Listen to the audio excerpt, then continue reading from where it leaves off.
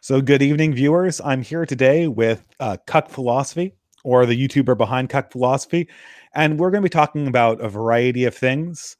Mostly, I think we're going to be talking about progressivism, Marxism, inequality. Cuck Philosophy is a YouTube channel that I recommend to everyone who watches my channel. Comes from more of a leftist persuasion, as opposed to this channel, which is certainly more right wing. And he goes over a variety of cultural phenomenon, a variety of different ideas from a leftist perspective. And one video he did that I really, really liked was about Marxism and inequality. But I think we'll get to that later. In the meantime, I'd just like to say welcome to the channel. And perhaps you could just introduce yourself and tell us what you're about. Yeah, thank you. I make YouTube videos on philosophy and leftist politics. Um, I'm also a student of philosophy, and yeah, I focus mostly on continental philosophy and also a lot on postmodernism and things like that. Excellent. Well, so just for people who are not as familiar with philosophy, I have an academic background, but it's technical Mhm. academics, not philosophy. By continental, we mean stuff like Hegel and Schopenhauer and that sort of stuff.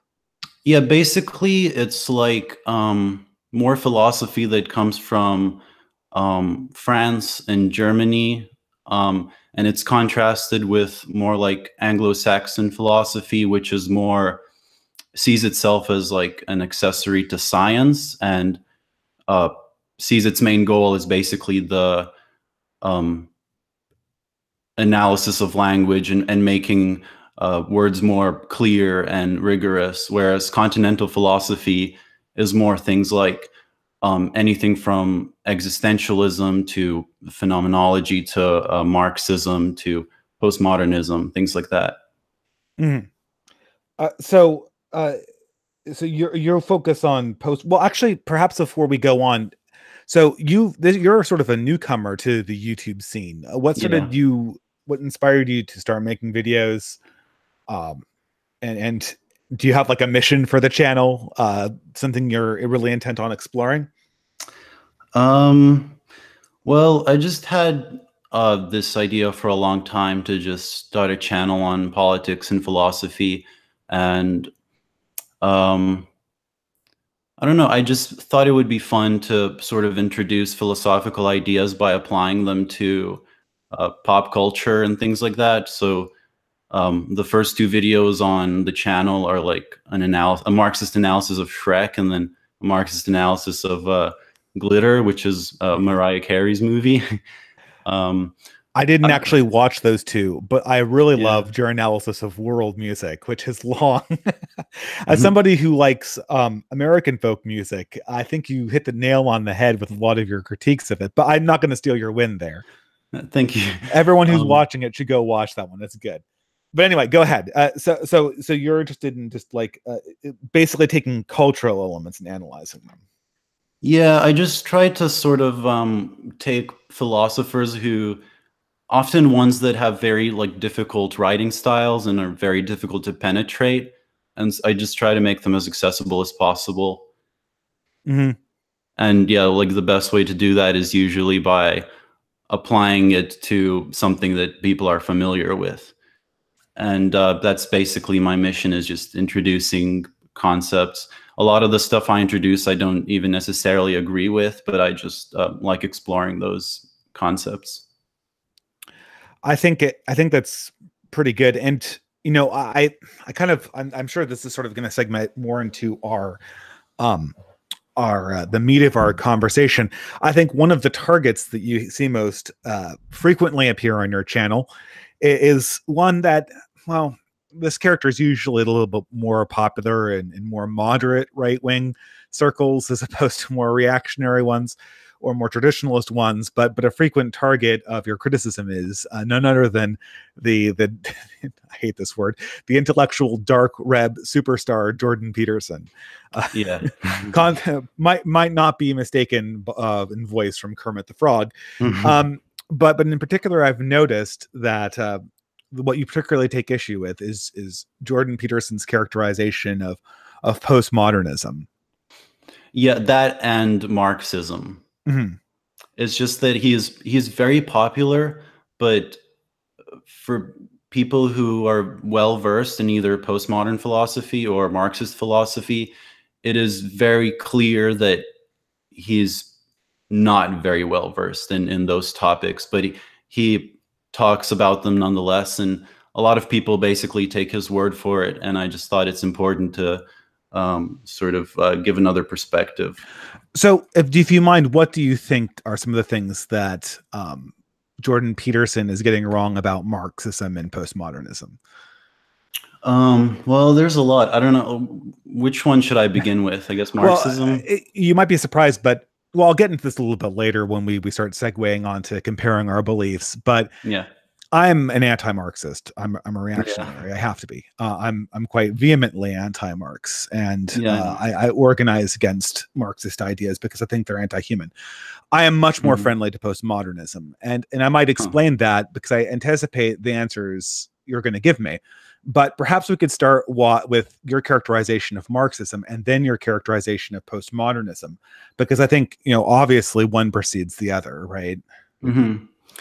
So should I basically just mention some of the ways in which Jordan Peterson misrepresents it? Well, I mean, I guess when you say Marxism, we're talking about just dialectic materialism, the view of the history. I guess, what's your nutshell version of what you think the important elements of Marxism are, and then point out how that contrasts, I guess, maybe Jordan Peterson's. I mean, I'm not expecting you to do some intellectual feat here, but just roughly, right? Yeah. So, well, obviously there are different strands of Marxism, but usually the main elements are dialectical materialism and historical materialism. So it's a very specific view of history. It's also it's a way of analyzing events by reference to the material conditions of society, so things like the mode of production. And it's also another essential element is class struggle, which is the driving force of history. The driving force of history. Yeah. That's what I most characterize about Marx, is its formation of human events into a history that is claimed to be scientific. Yeah. I guess one thing in terms of class struggle that I could mention that Jordan Peterson, it's not always wrong, but it is a bit inaccurate. Basically, Jordan Peterson characterizes Marxism as being a conflict between the rich and the poor, which, by the way, people who see a conflict between the rich and the poor predates Marx. Of course. I mean, you go back to Machiavelli, right? Yeah. But the thing about Marx is he didn't view it in terms of how much wealth you have, so rich and poor, but what is your position in relation to the means of production.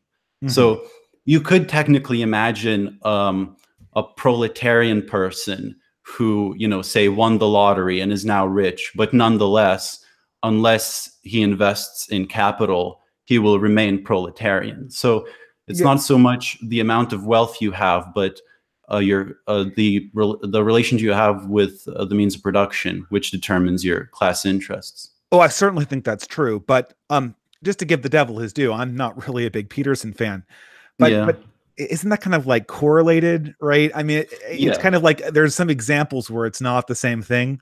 But all things being equal, wealth tends to get invested. Yeah. So unless you're unless you're a lottery winner and you blow your cash, or you just plow it into a political movement, you will, if you win the Mega Millions and become a billionaire, you'd have to be pretty stupid not to own property in 10 years, right? Yeah.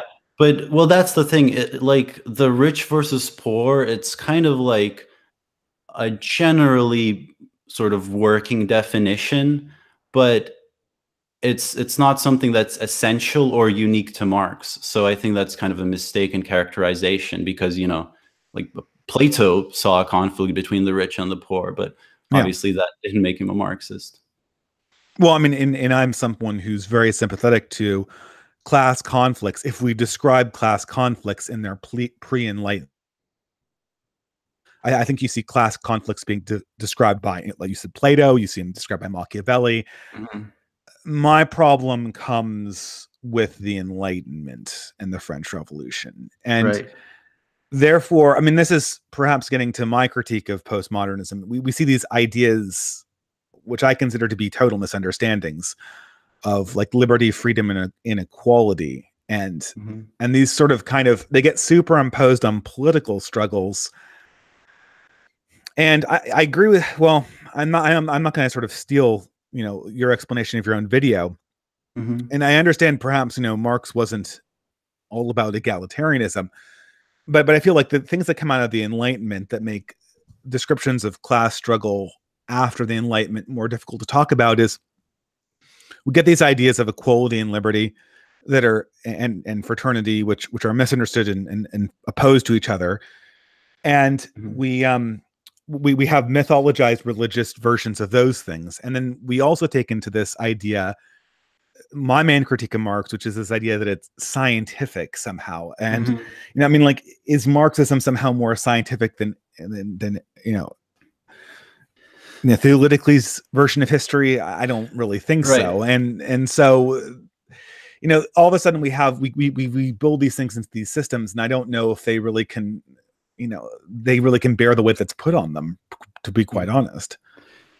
So, okay, I think there's two things I want to respond to there. So first of all, the sort of liberty, fraternity, equality trio, that's more something that appears in the liberal tradition, whereas that's not something that Marx so much talks about. And in fact, this is another like common misunderstanding about Marx, is that his critique is not, at least not explicitly, a moral one. The way that he talks about communism is not as an application of some abstract moral principle like equality or liberty. Rather, he basically he analyzes the current state of affairs and the current economic situation and tries to extrapolate from that how history will move on further. So it's not an application of an abstract moral principle. And in fact, he was very critical of what he called utopian socialists for their moralizing. I agree with you that is how Marx conceptualized himself. Yeah. The difficulty is that it's like Freud, right? There's some kind of like a lot of the fans try to have it both ways too. I mean, Freud is a very evocative writer, in some ways he would be a great literary critic, but he was projecting himself as a psychologist, and his psychology's bunk. And the same thing is true for Marx. I think during his lifetime saw him somewhere between what we would in our modern conception call an economist and someone who could make predictions of large movements in sociology. And I'm afraid in both those fronts he fails. Like his economics by modern standards is total. I mean, we evaluate theories like this based on their predictive power, and there just isn't any in this case, right? So I guess it's almost like if Marx was I see a super chat here. I'll read it here. My friend Paul Cornelius says, socialism is an ethical system pretending to be an economic theory. Marxism is a metaphysical system pretending to be a theory of history. If Marx was saying, I have a metaphysical religion, okay, I think that'd be more accurate in some ways. Well, I'm not so sure that the word religion would be fitting. But, well, first of all, one thing is the use of the word science was very different in Germany in the 18th and 19th centuries.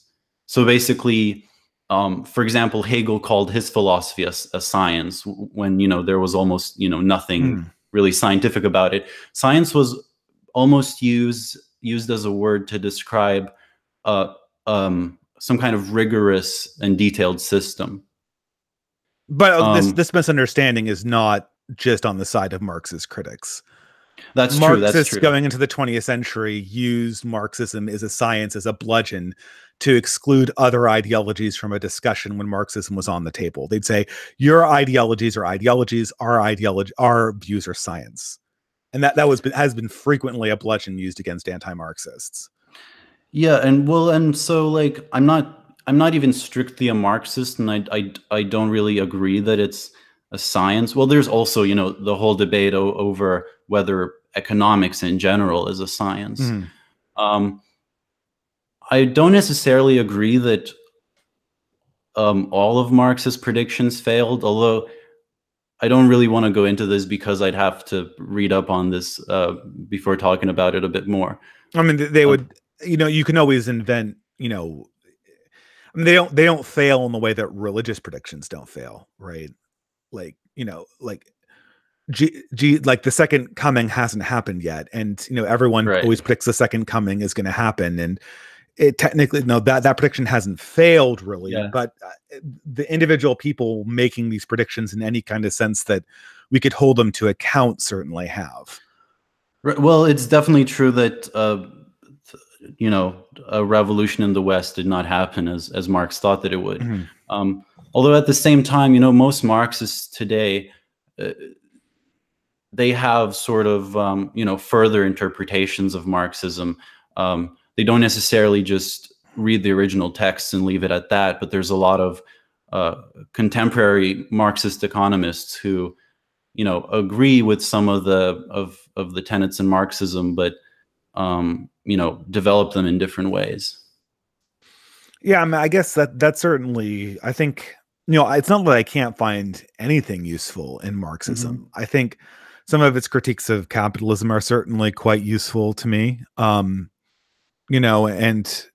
I guess, it is sort of, for people on the moderate right, Marxism is kind of a punching bag. And I Hmm. think it operates sort of in a similar way that, say, something like fascism would operate for people on the left, right? Yeah. I mean, like, you'll have a lot of moderate right wingers denounce Marxism without being able to define it. Just like, Hmm. to your standard leftist who doesn't understand philosophy, everything's like fascist, right? Yeah. What does that even mean, right? Mhm. Well, another thing I want to respond to is that claim that um, Marxism is an ethical theory pretending to be an economic theory. So the quote from Paul was, "Socialism is an ethical theory pretending to be an economic theory." But Yeah. I might say the same thing about Marxism too. I guess I don't know, but take your pick. There is a sense oftentimes that a lot of the pronouncements that come out of the far left are ethical statements. But Hmm. since this is the Enlightenment and we're in this weird mode, we can't be honest and say we're making moral arguments. So we have to recontextualize them in a descriptive sense. Well, I think most people, make both moral and descriptive arguments. And Mhm. really, almost any theory of economics involves some normative claims about what should be done. That's kind of just inevitable. Um, but at the same time, I mean, if you read, Capital by Marx, it's very clearly a very rigorous economic analysis, and he was very well educated on um, the other economists of his time, and it's a very rigorous analysis. And there's not much in the way of ethical judgments in it, although that's obviously always in the background. Yeah, but I mean, I guess we're sort of teasing the element out of this thing. I mean, people don't read Marx because they're trying to figure out what the valuation of corn is going to be in 2 quarters from now, right? Yeah. I mean, we do have a study of economics. In fact, the field that I'm trained in, operations Mhm. research, is it's very closely connected to that. I do mainly statistical stuff. Um, like the models we have for economics, like we actually use them to predict things and place valued bets, and Yeah. then Well. when they fail we correct them, right? And this is not in the sense that like we predict corn to go up and it doesn't go up and then we're like, oh well, the corn model was talking about something else that was going on in the future. I mean, that's not how this works, right? When we enter into like the real economic theory stuff. Yeah, but most Marxists today are not making predictions, based on just reading Capital. There are, Mhm. just as there are contemporary developments of neoclassical economics, there are also contemporary developments of Marxist economics that do make, you know, new predictions and also reevaluate some of the tenets. So, what are the? I mean, this is a little off topic, but are the predictions like front and center, or like what are the predictions? I can't really talk much about this because I'm not really. My focus isn't economics. Sorry, that's my bad. That's my bad, man. No, I totally put you on the spot. Like, I didn't mean to do that. But I mean, I guess I very much sympathize. You know, I understand. Like, you know, it's sort of not fair that, you know, people get evaluated by kind of like stupid arguments taken by activists into the future. But moving on to postmodernism.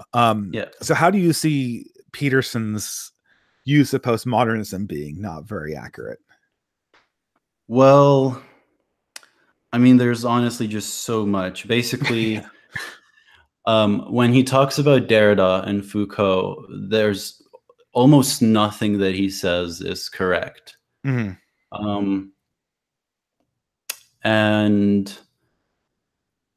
also he bases a lot of his criticisms on the book by Stephen Hicks, Explaining Postmodernism, which is just academically just a terrible book, honestly. It's very badly researched, and it doesn't just misrepresent postmodern philosophers, but also modern philosophers, starting with like Rousseau and Kant.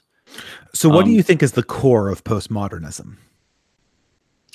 Well, like, how could we be more educated about what postmodernism is? I know like people aren't going to be able to absorb all of these huge voluminous books, but I think what people struggle with postmodernism is that, you know, if I were to summarize Marxism, I'm like, okay, like, pardon me, I dropped something. If I were to summarize Marxism, I'd be like, okay, like, this is what you need to know about Marxism. Like, history is class struggle. You know, the means of production are controlled and will continue to centralize until there is a revolution, and then we will discard a system based on private organization of the means and move to one that has worker controlled means. I mean, like, that is a huge simplification, but like, I'm hitting some of the major points. Yeah, definitely. Like, but how would I get that for postmodernism? Because it seems always that postmodernism is always running away, right? Every time I have what postmodernism is, someone tells me it's not that, it's something else, right? Yeah. So, okay. So first of all, that's a good point that it shouldn't be thought of the way that Marxism is thought of, because Marxism has certain core tenets, and, you know, Marxists define themselves as Marxists. They use that term on themselves. Whereas postmodernism was more so applied in retrospect to a few philosophers who had some things in common, but also differ in very many ways. First of all, I think it's important to, this is something that I think confuses a lot of people, that on the one hand, you have postmodernism as kind of a certain philosophical approach or a set of theories, and then you have postmodernity as a kind of historical stage or a cultural condition. So when the philosopher Lyotard, who introduced the word postmodernism into philosophy, he was mostly using it to describe a certain cultural condition in which meta-narratives lose their credibility. Can I ask a question? Yeah, sure. So this kind of gets us to an interesting place. And you know, like I said, I am a big critic of Jordan Peterson, although I haven't made a video about him yet. But insofar as, like, you're right to say that, you know, Marxists used it, like, Marx probably thought of science very differently, you know, than we do today. And so the scientific pretensions, we shouldn't hold those against Marx so much.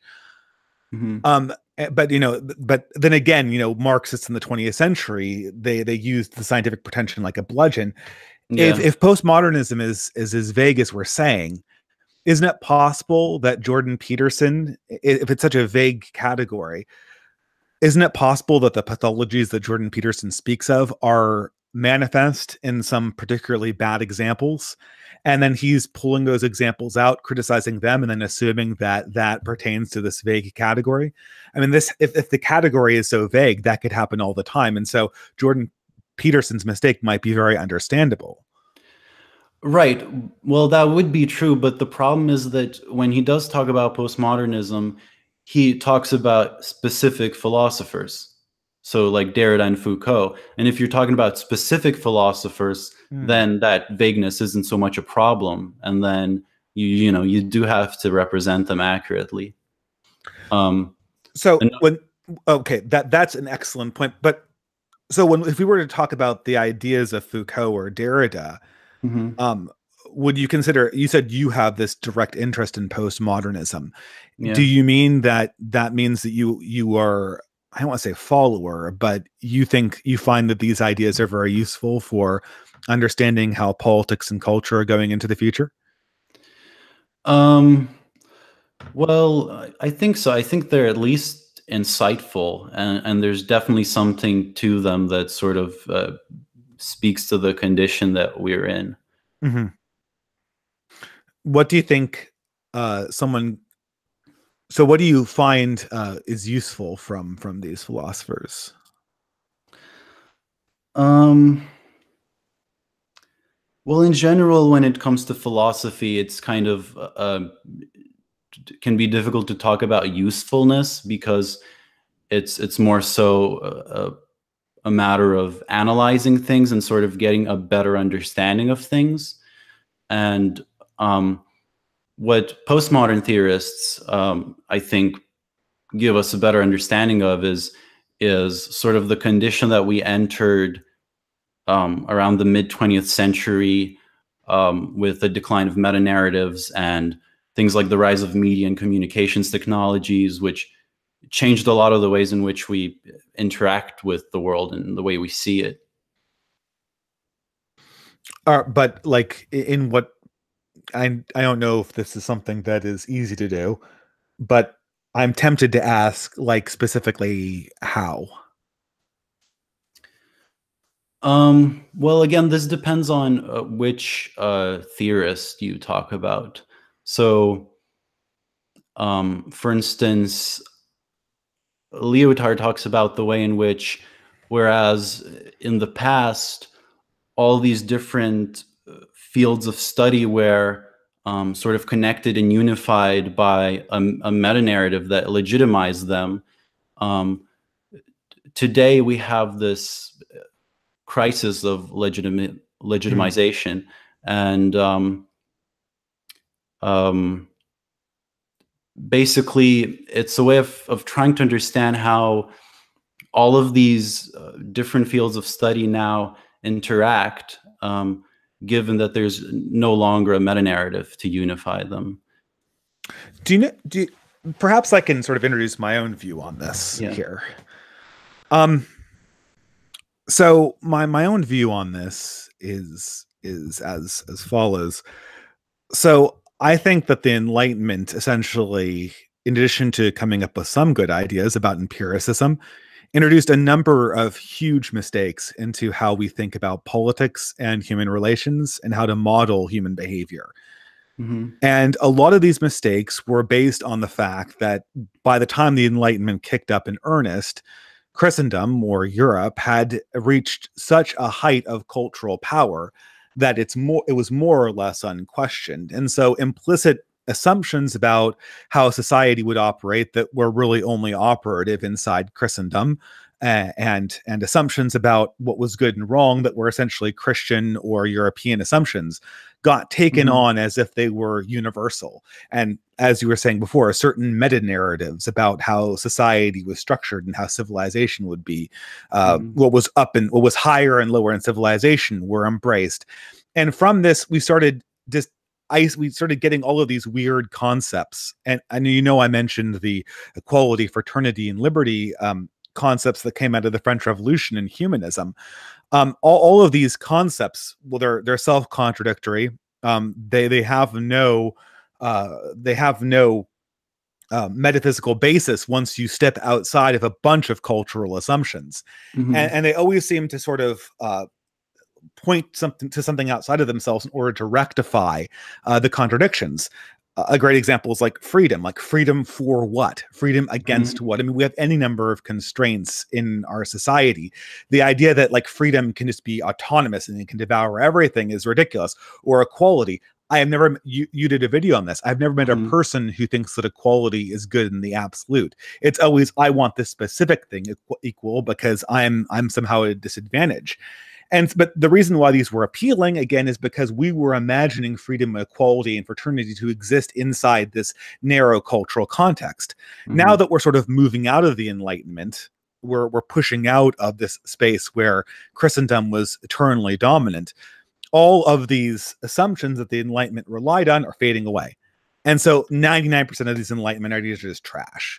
And we have to go to more primal bases for understanding how our civilization will carry forward and how we structure our society. And I think we have to start resurrecting some older concepts that come from antiquity, like proper hierarchy, like authority, like concepts of power that I see played with by postmodernists like Foucault.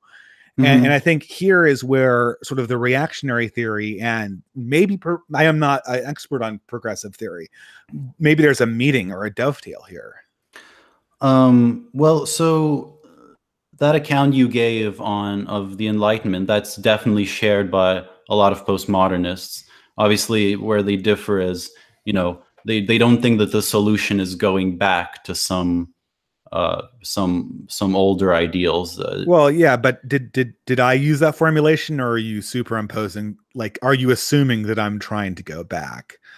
I guess I said that like we needed to. Yeah, well, you said that we have to go back to more like ancient concepts of hierarchy and. Well, we have to understand like what was the last thing that was done on that, right? I mean, like, are you going back to Marx because you reference Marx? Like, and Marx is dead, right? Like, he's not in the future; he's in the past, right? Of course. Okay. So if I think a mistake is made in the past, like, isn't like the next best thing to like go to the last person who did something and then use that to go forward? Well, not necessarily, but I think I see what you mean. But well, there's the choice between. Obviously, even if we go back to some old concepts, we're still going to have to apply them in a new way, in a new context. Yeah. Oh, I totally agree. Yeah. So that's your point, right? But then, like for instance, Mencius Moldbug, who's a thinker that I like, is still alive. But if I go to a Marxist, like, I don't go like, well, I'm with the new Mencius Moldbug and you're with the old Marx, therefore you're trying to take society back. I mean, like, there are different theories on how we want to restructure society, right? And the fact that Mencius Moldbug is alive as Marx is dead does not mean that the person who likes Marx wants to take society back and the person who likes Mencius Moldbug wants to take society forward. Yeah, well, it's just there's still a kind of a useful way of talking about the distinction between sort of what is reactionary and what is progressive. So obviously, you don't want to literally go back to the past. You just think that there was something that the past had that was valuable that was lost, right? Well, I think a thinker in the past had a more accurate model than a variety than the consensus of thinkers that we've had for the past 300 years. Okay. And so it's not like there weren't thinkers in the 19th century that didn't have reactionary worldviews. Joseph de Maistre, and in the early 20th century, René Guénon had this view. Now, does that mean, like, so I mean, like, this, it's been a minority view for a really long time, and it's I could list people like I just did, like Nick Land, right? Like, I could list people who are alive currently that have this view. It's been the minority view in Western culture for quite some time, and before the Enlightenment, it was the majority view. Now, we're saying that because it was the majority view before 1700, and since 1700 to now, during the period of European dominance, this other view has been the majority. So that if we like this other view, we are lobbying to take civilization back, whatever that means. I don't understand. how we get to that, I guess. I don't mean to imply that you want to take civilization back, like you want it to regress or something. Although actually, I would say that Nick Land is one of those people who does not think that we should restore some more valid way of seeing things that we had in the past. He basically wants capital to actually further destroy all of our, old conceptions as far as possible. Well, we're talking about like old Nick Land or like new Nick Land? Yeah, like new, like right-wing Nick Land. He's still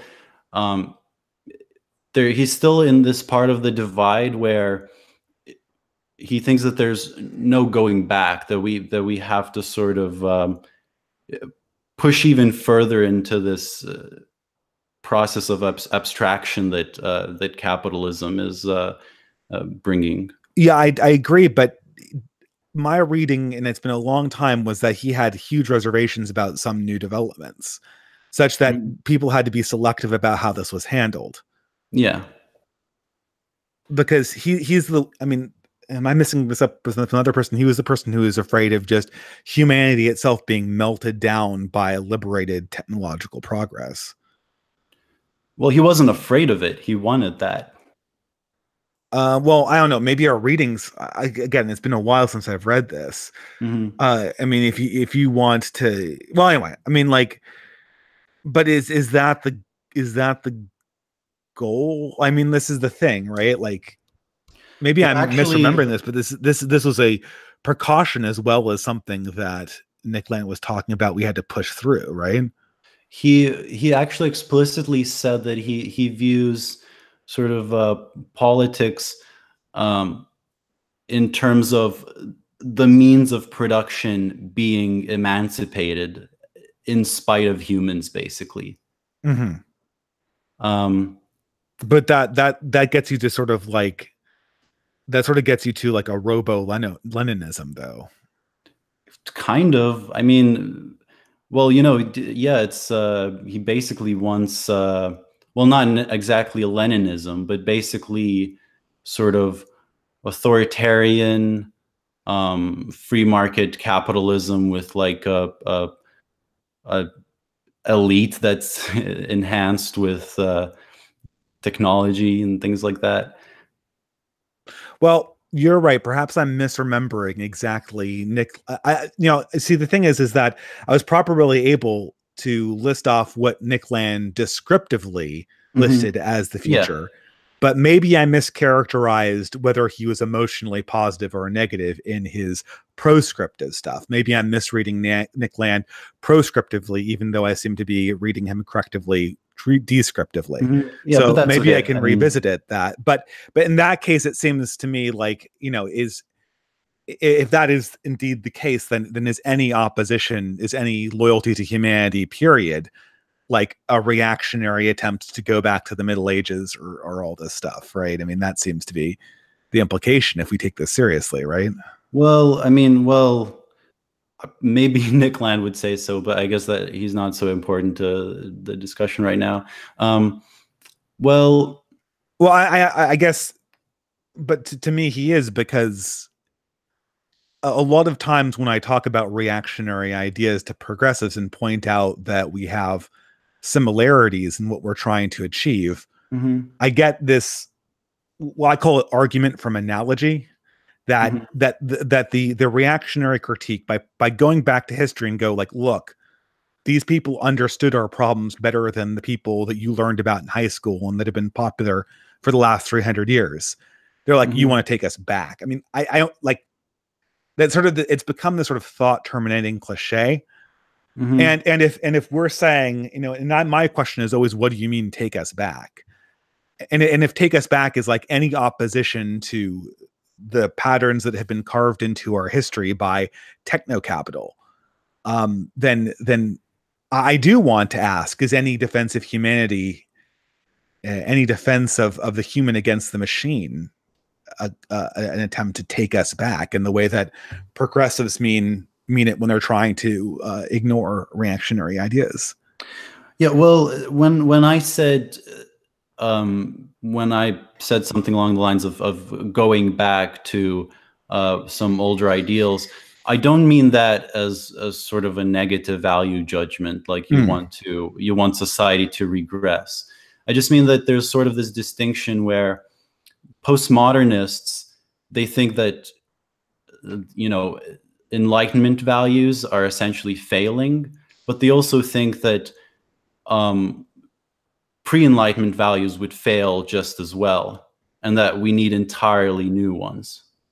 So what entirely new ones are being proposed? But I'll make a correction here, right? Like, I mean, like, I think there's a lot of tossing around between values and temporal principles. I think, values are oftentimes a lot more stable than people think, right? But what we're talking about is like governing principles and rules of thumb and stuff like that. But the argument, to put the Steelman on the reactionary argument, the Steelman and the reactionary argument isn't that new principles and new societal organization would be the exact same as they were in the Middle Ages. What we're saying is that they're closer in a lot of ways to what was being discussed at these times. And again, as I pointed out, by thinkers that were minority thinkers through the 19th century and 20th centuries, and they would be to the ones that we get out of people like Rawls and stuff like that, right? Yeah, so okay, how should I put this? I guess it's just that the main difference is, well, the thing is, postmodernists, again, depends on which theorists you talk about, but something that we should sort of, I'm kind of lost here. Some of the new values that, for example, Deleuze proposes is, well, actually, he takes a lot from Nietzsche, who, I don't know, would you consider Nietzsche a reactionary? I think that of all of the post-Enlightenment philosophers, he hits on the most reactionary principles. Yes. Okay, I think that there's certainly a lot of elements of Nietzsche that show the kind of like Enlightenment mystique remanifest itself, but definitely he's in that direction a little bit more. Right. Well, so the thing is, I don't want to identify being right-wing with being sort of with wanting to go back to an older set of concepts, because Nietzsche, he didn't just want to go back to some older set of concepts. He wanted a complete transvaluation of all values.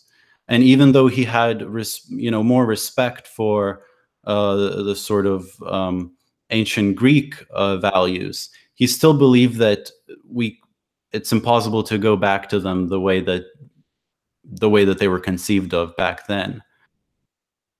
But I mean, I guess this is sort of where I depart from Nietzsche, because transvaluation of all values is, I mean, it gets us back into this like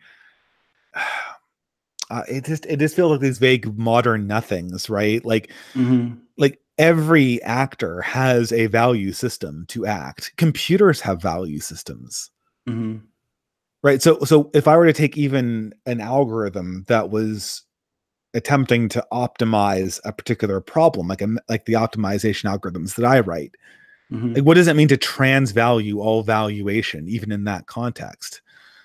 Like, I don't know. I mean, I know Nietzsche talks a lot about this, and maybe it's my failing to have never understood it. But well, I mean, well, not really, because Nietzsche kind of wasn't sure what that would be himself. But well,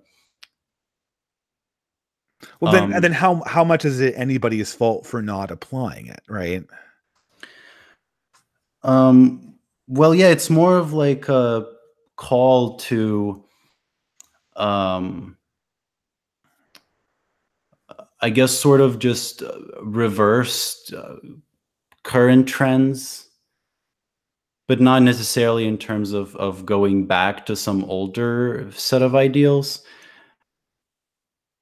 I still don't know what that means. I Okay, mean, well, for example, then, so you say that we should sort of bring back some of these values like hierarchy and authority, yeah, I right? mean, I think hierarchy is, well, I mean, let's get into your discussion on inequality. Yeah. Now, you mentioned that inequality is sort of ephemeral and unachievable. Hmm. Um, so, and this is true. I used to be a progressive, even, well, I wouldn't say a socialist, more like an anarchist. Hmm. And I tried living for a few years in like this co-op system, Hmm. where you it wasn't like real, like it wasn't like, oh, we have all our positions, and but it was like, we tried to make everything equal, everyone was a socialist, and you got the sense that, like, even though everyone described the tasks as equal, right, like being Hmm. an officer was the same as like doing three three dish chefs, right?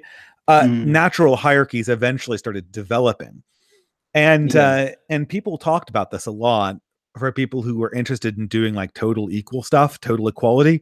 And the Hmm. conclusion was that the only way that you could get to any kind of non-hierarchical living would be to totally flatten the workload so that everybody had equal shares of every single piece of work that there was, because the work inherently formed hierarchies. Yeah. And I guess maybe to sort of give you a picture of what molded my own thought, I immediately saw at that moment that this idea of anarchism was insane.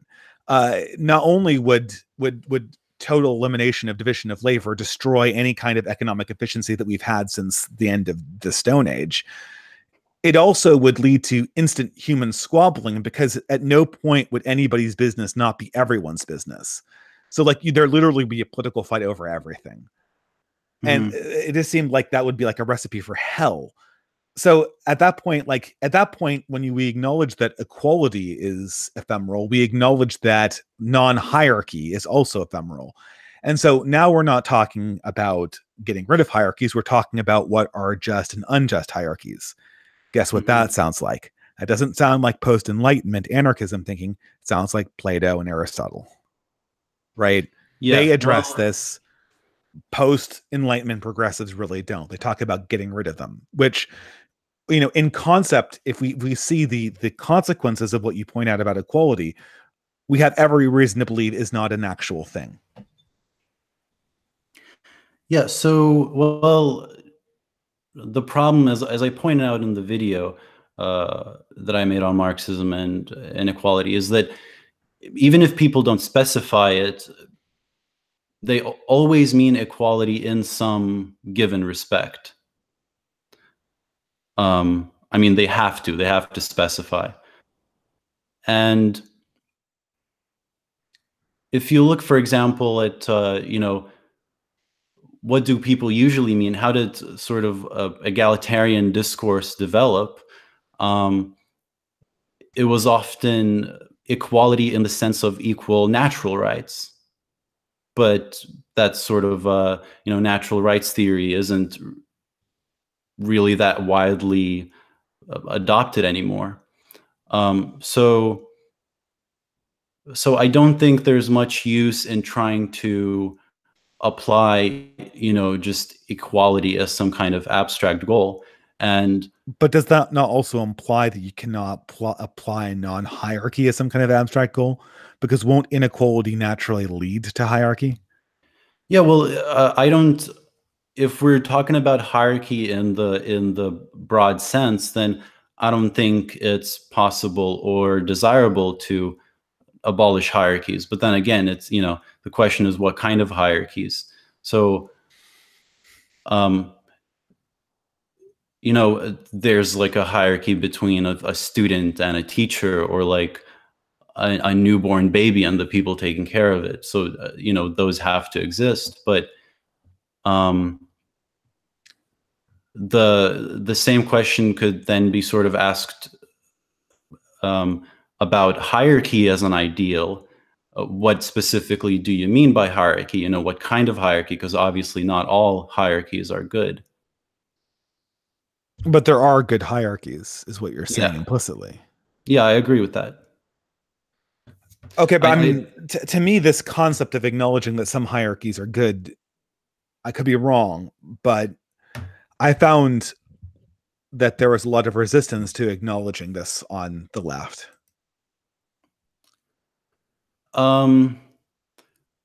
Well, I don't really see that so much. I mean, Fair enough. Fair enough.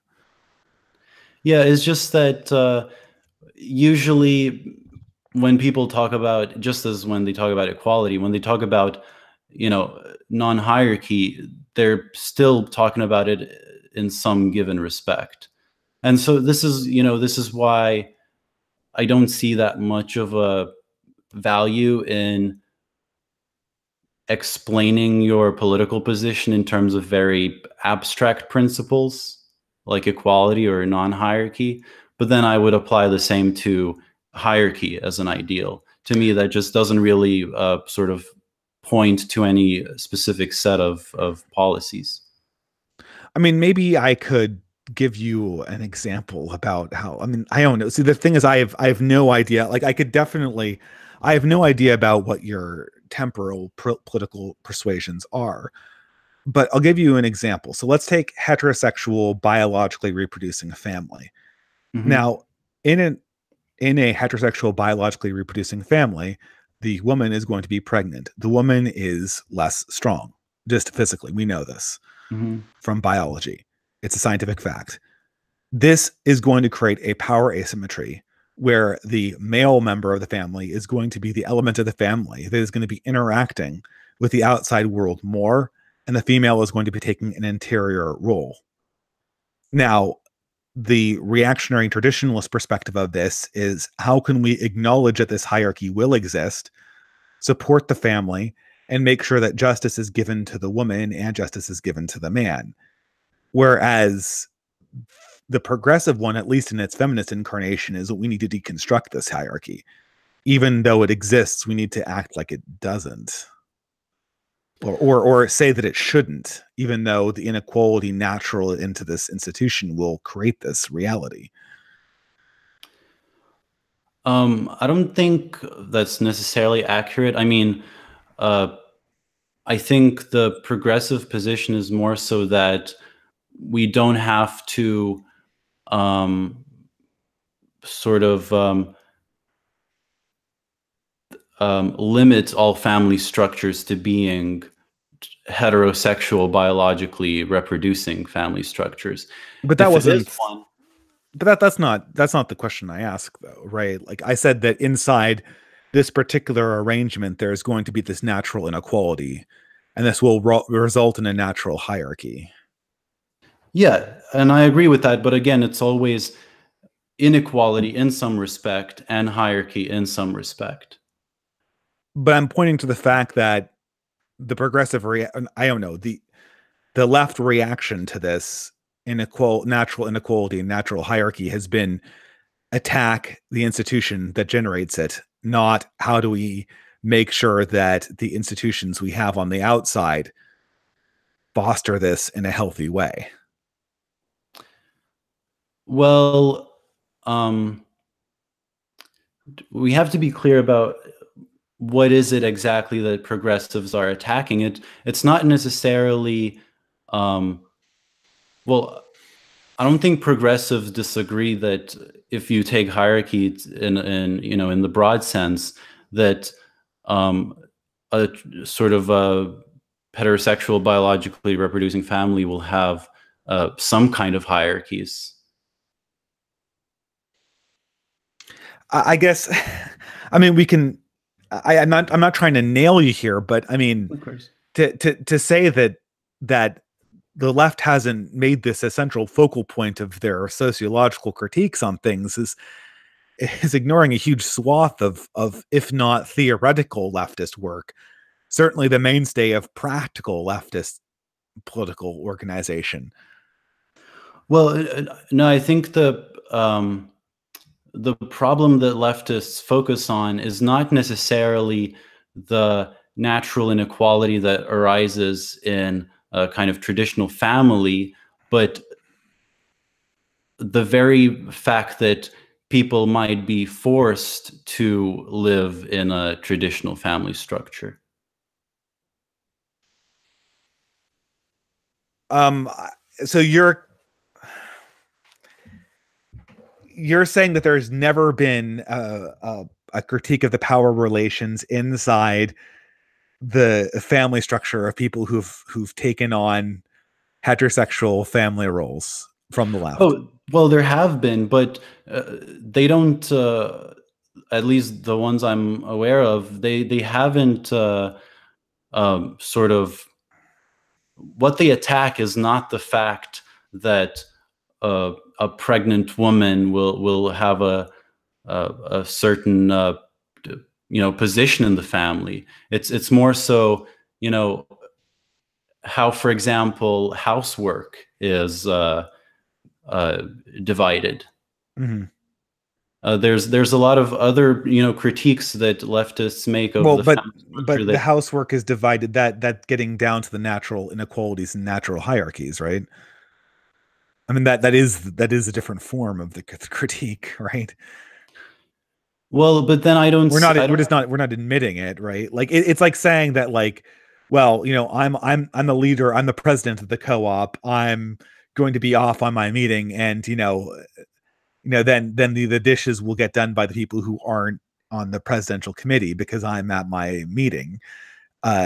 Well, we can pretend like we don't know why this is going on, why it's not divided up this way, but I mean, we know that these things naturally arise in inequality and hierarchical fashion, right? Well, but then are you assuming that sort of for the man to be the breadwinner is a natural occurrence?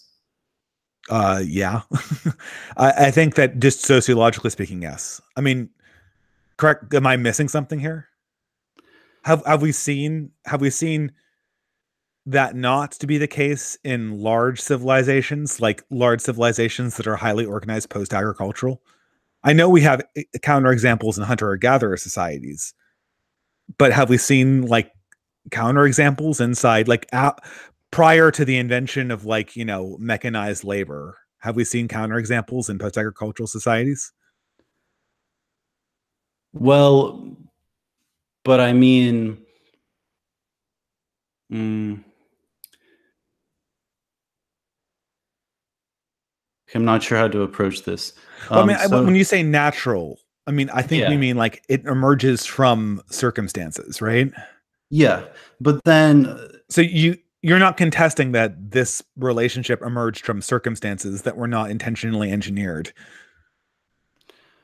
Well, the thing is that circumstances, are very different now than they were when sort of, it was kind of natural for a traditional family to structure itself that way. Okay, but I mean, the thing is that, okay, here's where I guess I'm kind of going with this. Mm-hmm. What I get from the left is that they don't like, and I know we can deny that this hasn't happened, and maybe like if we really got down to the academic literature, it's never announced in such cute terms. But the left has launched in the last 50 years an incredible intellectual effort to critique and the organization of the family and the reproduction of the native stock of societies in the West as being unequal, oppressive, hierarchical. And I'm not making this up. I don't have the literature in front of me, but you can go to any third wave or second wave feminist literature and find this quite readily. And let's not belabor that point. You can. And so we can say that, okay, well, this is because we have an alternative model about how to do this. Then we return to alternative models, and they're kind of thin on the ground, right? We don't see the proposal of an alternative model. In my opinion, what we see is the critique in the abstract of the working model we do have, and the insinuation that another model will work without us actually having some kind of scalable larger model in mind. Well, so for example, the critique that that housework should be shared rather than just being mostly done by the mother.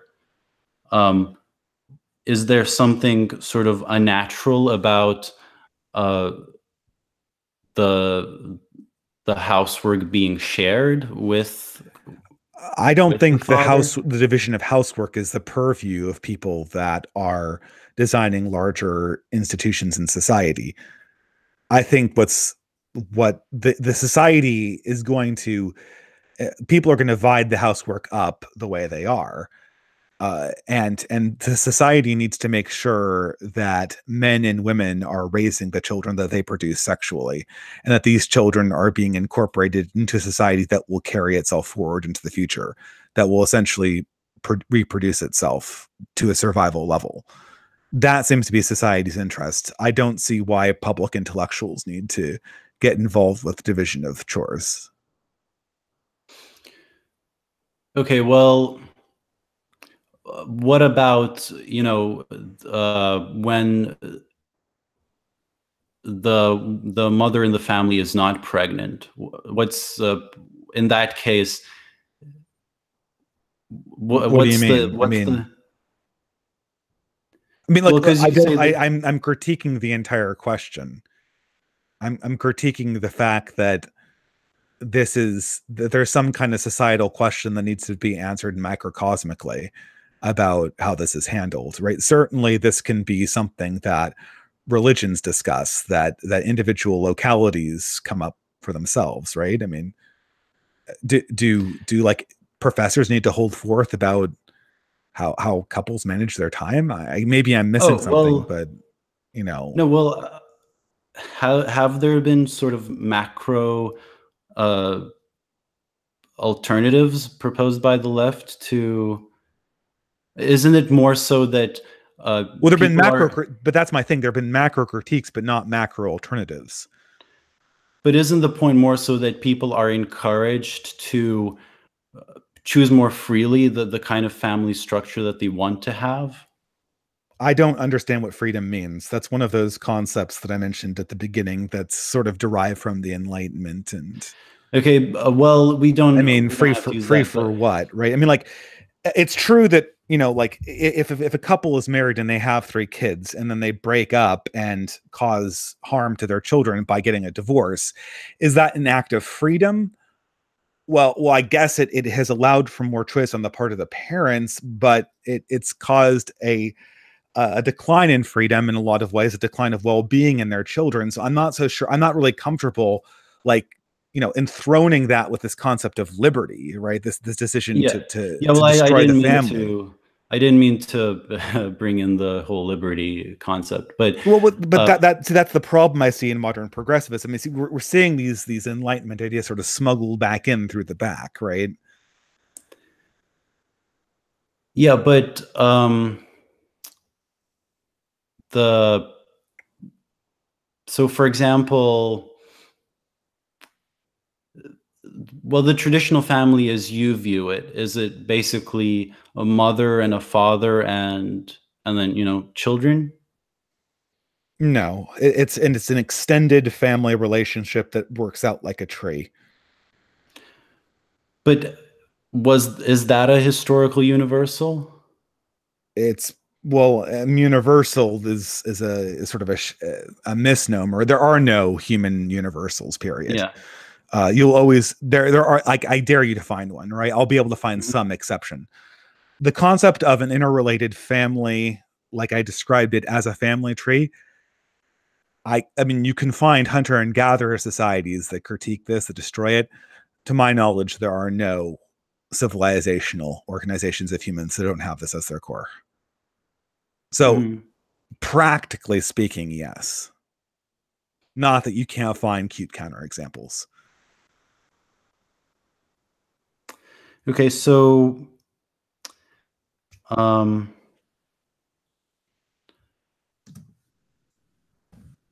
I guess we should sort of get more specific. Do you have examples of um, uh, the kind of macro critiques. Okay, so do you want me to like give you like kind of a Marxist view of this? Might be fun with the family. Sure, sure. Like, did anyone ever think about this? Like on the left, like follow me here. Like, so the rich and rich institutions, what do they have that poor people don't have? And this sort of gets back to your lottery question. What they have is they have capital preserving institutions called corporations, called stocks, called portfolios, called the government itself, called international monetary schemes. They have all of those. Prior to 1968, the poor had an institution that transmitted capital for them intergenerationally, and it was called families. Now, of all the institutions we had in 1946, from the corporation to the family to the international bank to the portfolio, which one's taken the biggest wealth hit? The family. It transmits less capital, and therefore the control over capital flows intergenerationally has irrevocably been taken from people, from institutions, from collectivities that are the closest to people and been moved upwards. Because you can't destroy capital, all you can do is rearrange it. And for that reason, you know, if we look at it even from a Marxist analysis, you know, it's so strange that the left has found itself critiquing the element of capital organization closest to actually achieving some of their goals, I guess. You know, isn't it kind of funny that way? Well, no, I think, first of all, I think even before these leftist critiques of the family came, it was sort of the mechanisms of capital that started eroding the nuclear family, when basically you had a decrease in wages and things like outsourcing and automation, and so the mothers had to enter the workforce. But another I totally agree. I totally agree. Mm-hmm. But it's strange to see that process, and to many ways, I feel that there's sort of this dehumanizing process, and the left went from critiquing it to sort of jumping on board with it. Sorry, can you hold up while I read some super chats? Yeah, sure. I can't satisfy these super chats necessarily, but I will read them out there, and maybe we can come around back to the point when Cuck philosophy has to, or I have to leave when I encounter my hard stop. So we have pseudo-analysis for $5. Thank you very much for the donation, saying that postmodernism equals left-wing Nietzscheanism, existentialism equals right-wing Nietzschean. I always don't know how to pronounce that name. Nietzscheanism, roughly speaking. I can kind of see that. And for $10, Pragmatic Culture says, can you ask him to justify materialism as a metaphysic? He can do this in general, but if you'd love to hear how he gets from ideals of Hegel to Marxist materialism, that's way too abstract. I will try to get something like that later on. And now, of course, Paul Cornelius said socialism is an ethical system pretending to be economic theory. I already read that one, but thank you, Paul, for your $5 donation. Pardon me. So to go back to, but thank you for letting me give a chance to read those super chats. Sure. So I think we might be in agreement about the whole family thing, though, perhaps, right? Well, to an extent, but actually, if we're, you know, coming from a Marxist perspective, there has also been sort of the critique that that basically women have to perform unpaid labor in the home, and they're also, that is, biologically reproducing women have the task of, you know, reproducing the working class, and that's something that they it's basically unpaid labor, and well, that's but another. if the family has more concentrated pieces of wealth and is not and cannot be simply dispensed legally post no fault divorce, this was certainly not unpaid labor in only in like the most like eye squinty like technical sense was it unpaid labor, right? Well, Like but if we then, examine like a peasant man and a peasant woman in Europe or in ancient Greece, like, okay, technically, like the woman's not handling cash for what she's doing every day, but neither is the man.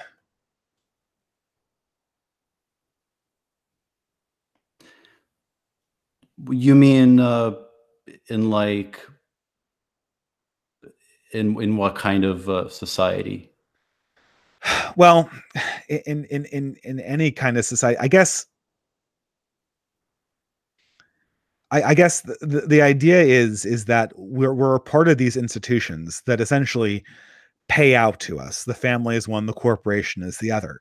Now, when you fulfill your end of the contract and the organization fulfills their end, is that unpaid if there's no currency exchanged? Well, not necessarily, right? Hmm. And I gave as an example a family, a peasant or a serf family, where they would be essentially subsistence farming. And could you say that the housework was unpaid labor? Well, certainly you could, but so is the man's, right? Hmm. So when Well, we move into the industrial era, what we mean to say is that the woman has more of the feudal way of organizing the wealth, whereas the man has the wage system, post-industrial way of organizing the wealth. Now, I suppose on top of that, there's a value judgment that says, well, is one actually being unpaid, or are we just describing different ways of payment, right? mhm. um, well, I guess then the question would be basically, um, is there sort of I guess a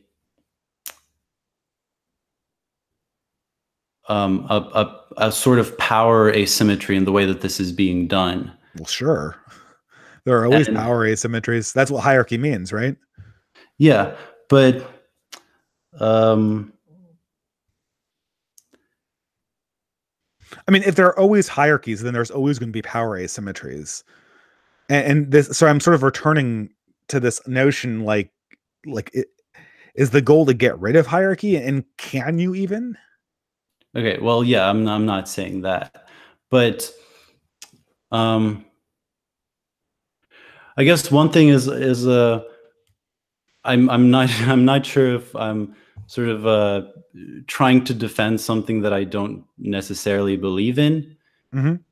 Basically, I think that um, I think that there's nothing wrong with sort of a traditional family structure if the relationships within that family structure were all consensually entered into.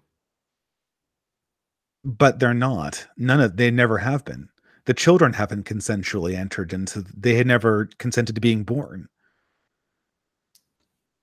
Well, yeah, but I mean, So I does mean, this that sort is of invalidate we're the? sort of getting we're still in this enlightenment thought trap, right? Like, But just because you don't consent to being born, that doesn't invalidate the entire concept of consent. well, then does if the parents wants to get divorced and they have 3 kids, can we tell them you got to stay together? Like, unless someone does something like a divorce or adultery, or does that violate consent? Or if a woman gets pregnant, can we tell her that she has a duty to her child not to kill it? Or does that violate consent? I mean, if the child, if having a child without the child consenting to be born doesn't violate consent, how come the parent can do things to the child and not violate the child's consent? Or how come the parent's consent gets put at a premium and the child's consent is disregarded altogether? If we're elevating consent to some kind of gold standard here. Well, because when you have a newborn baby, there's just no way around it. You have to, impose some kind of structure on them. But that's completely different from, grown adults who have options over how to live their lives. Consenting to enter into some kind of family relation. Well, the difference is that the adult has more power. That's what I see as the main difference. If the child in question had the power of the adult, then we would take their consent very seriously. Well, I mean, it's not just, well, a newborn baby does not, you can't necessarily express, how they want to live their life. Well, yeah, but But you can't when adults this is I don't know. I mean, see, I think we're selling this whole consent obsession seems to be selling us to an idea of freedom that I thought we were trying to escape with the ideal of equality, right? We're seeing sort of the boundaries of this, right? well, yeah, I but can't express my consent views in any number of ways, right? consent A rich person will be able to is express not their, pardon me? is not as abstract as freedom. It's more of it's just simply voluntarily entering into some kind of relation. Well, no, I mean, So but we could just relabel everything as a consent issue, and we could go from consent to total freedom, right? is that the case? I don't know. I mean, it depends. Obviously, I guess you could get to you could get either to anarchism or anarcho-capitalism, depending on what you want to do. But the thing is with consent is, it sort of gets you into ridiculous places, right? Like, why I feel like this idea that adults can essentially punish children without their consent, but you know the reverse can never be fathomed is kind of ridiculous, I guess, right? Well, The adults can impose their will on the children, but the second that the children impose their needs on the adults is like we violated some horrible universal principle. I don't know. I just don't buy it. Right? I think that we're. I mean, for all the Marxists that claim they understand power relations, I feel that we're just bowing our concept of consent to a power relationship right in front of our eyes and not acknowledging it. but I mean, well, it's a very different thing to talk about the sort of power hierarchy between a child and the parents raising it, and then on the other hand, let's say two unmarried adults deciding to enter into a marriage. Well, I mean, I don't know. I mean, well, the idea that okay, I mean, let's say for instance, I guess that I just don't know so much about your philosophy. So if I signed a contract, would I have the consent to not pay up when the payment clause came due? Well, no, but then you Okay, so if I you would have. consented to something, or so there can be implicit acts of consent, right?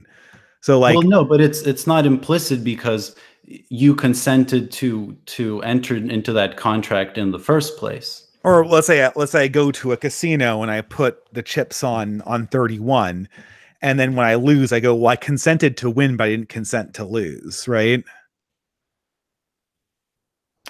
Well, yeah, but then. I mean, marriage is an explicit act of consent. And in Mhm. all previous versions of marriage, the consent given to be in a lifelong relationship extended to the children in addition to the spouse itself. And the same thing holds from bringing new life into this world in the case of abortion. But now when we understand this idea of down the road's consent, now all of a sudden power, their consent doesn't matter. We can get out of things that we've agreed to in the past. This is where it Well, starts but breaking down for me, right? I don't have a problem with sort of the traditional heterosexual family unit. Um, the question is, did the people within that unit consent to entering it? And by that I mean the adults. So I just think that um, I don't have a problem with the traditional family unit. I just think that people should be, uh, allowed to choose whether they want to be a part of one or not in the first place. Well, yeah, I guess so. I mean, I guess recently I've just been questioning this formulation, right? Like the family unit exists because we're perpetuating humanity, and that men and women together create the next generation. The next generation isn't created by some corporation in a vat or by some government in a vat. Or if you're like me, you don't really see the difference between corporations and governments, so you don't really care. Except for the fact that the government has tanks and stuff like that. That's the concept, right? And afterwards, we apply this thing called consent. Now, I agree that there is a justice that we have to have a consent to enter marriage, right? That's always and I think with some rare exceptions, there have been arranged marriages, but I'm pretty sure that your parents could lock you up in a castle for not marrying a person, but they couldn't actually force you into a marriage without your consent. So consent has been an element of marriage pretty much since its inception. I think the controversy gets where consent tries to overrule the marital vows to begin with and infringe upon the rights of both society and the child. That's where we start having problems, right? Well, but also sort of when you talk about consent. So, for example, if a mugger on the street comes up to you and says, give me your wallet or I'll kill you, and you give him the wallet, do you consent? Do you consent to giving that wallet? Well, that's yeah. This is why I think the consent principle is kind of a weird way to handle this issue, right? I mean, it comes down to the fact that creating a family is just and mugging somebody is not, right? Like, no one will ever make a decision without incentives or disincentives, right? That's just a reality, right? So without some larger understanding of certain relationships being just and certain relationships being unjust, it's very hard to use pure consent to get anywhere. Well, but is forming a family an inherently just thing? Yeah. Well, are you talking? I mean, from my concept of justice as it extends from my beliefs, yes. Humanity is the perpetuation of humanity through both the male and female owning and raising their children is an act of justice. The creation of that is just. The creation of that is good. The creation of that is beautiful. But even if a family was formed through an arranged marriage, it's still just? If the marriage was arranged and the children consented to it. And unfortunately, like I said before, consent was used as an element of justice in family formation. Sure. But the idea that there weren't pressures, that there weren't societal pressures put on people, arranged marriages for the most part were marriages. And, maybe you're going to correct me on this, but there are marriages that weren't being done at the behest of state. There were marriages that are connected on social pressure. Well, okay, but then I guess the question that I would ask is, are there pressures there that do not necessarily have to be there? I mean, do not have to be there what do you mean do not have to be there? Well, I mean, let's take the classic shotgun weddings case, right? Mm-hmm. So in most cases, shotgun weddings went like this. The guy told the woman he'd marry her, he slept with her, he skipped town. The father and the brother tracked him down, goes like, look, you're marrying her, or we're going to enforce consequences on you that may be physical, but oftentimes mostly were social. If you go to the famous book Pride and Prejudice, that's so popular these days and will forever be popular. Mr. Darcy tracks down that kind of skeezy guy who eloped with Elizabeth's, I think it's Elizabeth's sister or one of Elizabeth's relations, and he essentially threatens him with social pressure so that he will marry the woman that he eloped with, and that's enough. And we can argue whether that was necessary.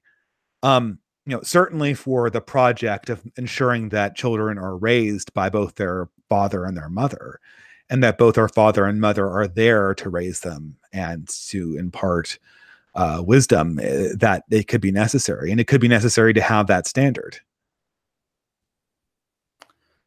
Well, but we're like, today we're no longer in a situation where a family is by necessity required to reproduce. No, Sorry, well, I'll be right we're back in a minute, okay? okay. Go ahead. This is a great time to send super chats if Cuck Philosophy is going to be. Do I call him Cuck Philosophy? I'll call him CP. How about? It sounds weird. Anyway, well, I think this is a fascinating discussion, but I don't know. To me, I guess unless I get some questions, I'll just keep on going. To me, if the family is unnecessary, it's because we made it unnecessary. We could easily delegate the power downward to make the family necessary again. It's just like saying that small businesses aren't necessary because we've centralized power up towards the the giant corporations and the giant government.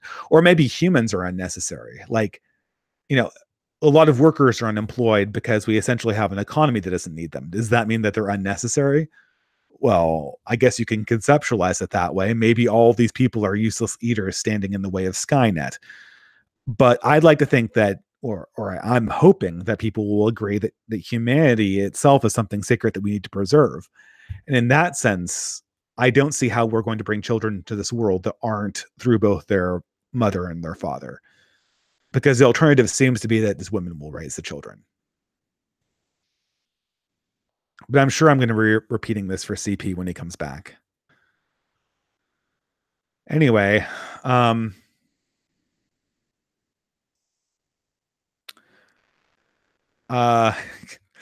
couldn't people send super chats now? Okay, great. Asking about Nietzsche's will to power, its direct influence on postmodernism, the implicit link to reactionary conceptions of power. That's an excellent question. And that is sort of a common thread between reactionary thinking and postmodernism and reactionary theory, right? Because, Machiavelli understood power, Nietzsche understood power, postmodernism understands power. The only one who kind of gets lost in the weeds with concepts of equality are these sort of modernist thinkers.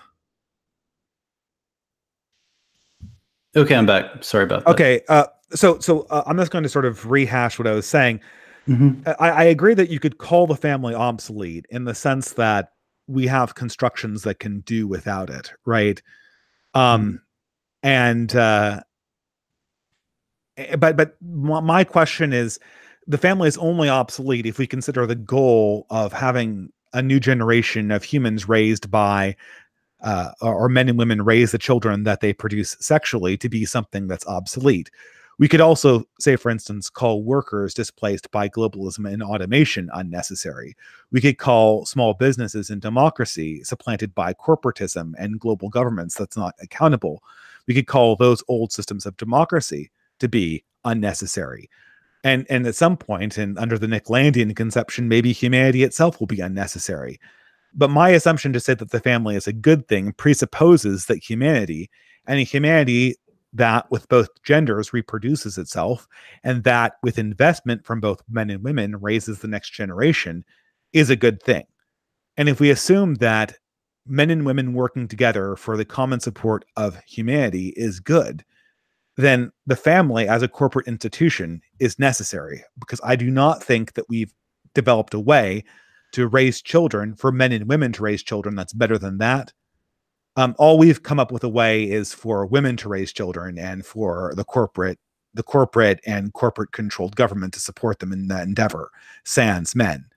So essentially extracting, if you like, more unpaid labor from them to produce that.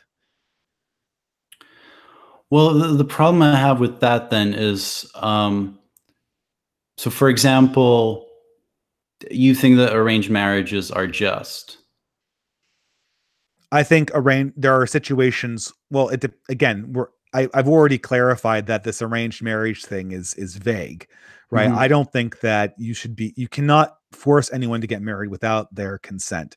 You can, however, put pressures in place, social and otherwise, to get people to marry them when they've already made commitments, like have children with other people. I also don't see any reason for economic and social pressures not to be put in play generally to get people to marry other people and to raise families and to marry people that they're likely to have a good, long, stable, and happy marriage with. I kind of reject this Enlightenment notion that we can totally disaggregate human decision making from consequences. That seems to be kind of, I don't know how to react. It seems to be kind of like the equality thing. So I guess in that sense, with those caveats in place, something that we have described as arranged marriage could be described as just. But I want to also clarify that the cartoon version of this, where someone is locked away in shackles because they won't marry the guy that has like the 30 IQ guy with warts, is, I obviously don't think that is just. Well, if sort of if the purpose of the family is to reproduce, then, and to basically continue the reproduction of humanity In a very specific way. It's specifically to make sure that both men and women as genders have equal share in raising the next generation of humanity. That is what, I mean, if we're looking at it in purely corporate terms, that is what the institution of marriage is designed. We could easily like have shunt men off as drones or use women as broodmares and ensure the reproduction of humanity. But that's not the point. The point is to get men and women to be investors in an equal sense in the next generation, genetically and through their own labors. But what do you mean, like equal share? Well, for instance, in polygamous societies, you'll have one man marry like 30 women, right? And then like 30 men will just never have children, right? That is an unequal share of the genetic makeup, right? There's one man who's essentially capitalizing on all of that, usually artificially. Or alternatively, like you could have modern urban environments where, you have men have children, babies with a lot of children, and then the women just raise them, and the men don't put any investment towards raising their biological children, even though in that situation, the biology might be more or less uniformly distributed. In that case, I consider both of those situations to be more or less unequal applications of both the investment put into children and also the genetic carrying forward of the species generally. Mm-hmm. But, well, I guess going back to the whole question of consent, which I think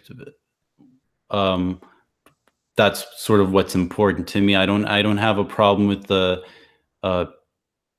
sort of traditional family structure per se, but do you think that, well, for example, do you believe that there's in general such a thing as free will? Well, I don't know. I mean, that's an interesting question hypothetically. I mean, I guess if you went into God's mind, or if you don't believe in God, if you zoomed out of the universe to the point where time was flat, right, there probably wouldn't be, right, from that perspective. But outside of that perspective, in this temporal experience, there effectively is. So then there is some notion of choice that we can go by.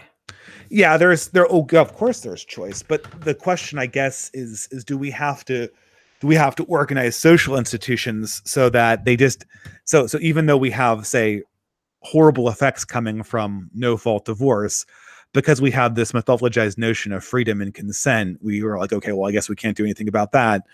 Go ahead and make the social organization of society is that much worse.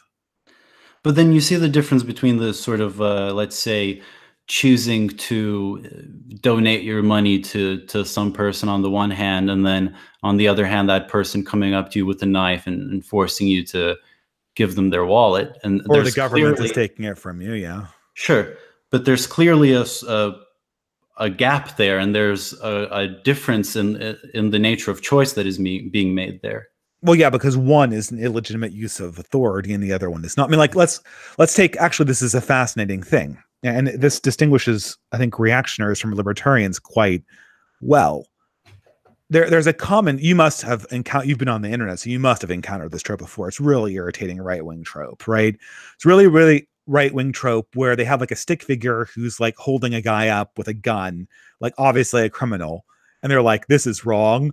And then they show like the government doing it, like in taxation. Like, so why is this right? Yeah. Checkmate, socialist. Like, I'm sorry, I fucking hate that. Like, it's just, it's so Yeah. stupid. And the reason why it's stupid is because the force and the lack of consent is not the issue. The question is, who has the legitimate authority to enact that kind of force? And the fact of the matter is that, like it or not, the state has a monopoly on force and can legitimately apply it.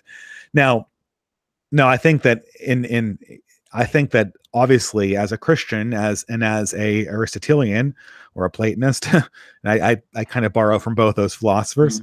I do believe that the state's purview on force is not unlimited, and there's ways that it can become tyrannical.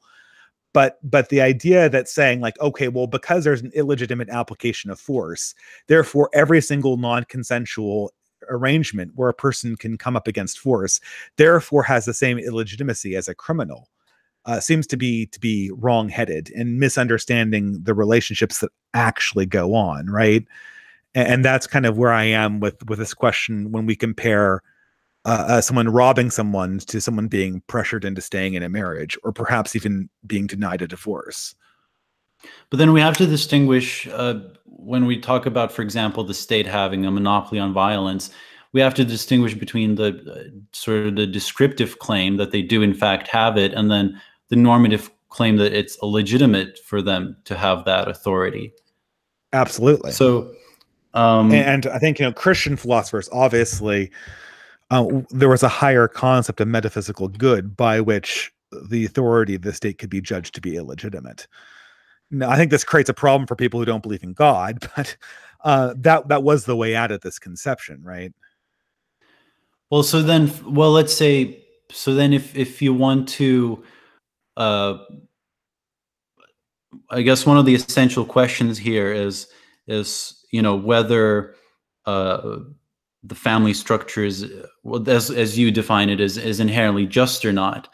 But if I, as someone who doesn't believe in God, let's say I'm unsure whether it's just or not, is there, what kind of arguments can you give me to convince me that it is just? Well, notice that when I argue that the family structure was just, I descended from a pre-existing value assertion. And that was that I wanted the human race to continue forward in the future as a race that had two sexes, male and female, and that those sexes would come together to raise the next generation, as opposed to one generation essentially impregnating or using together as drones for the next generation.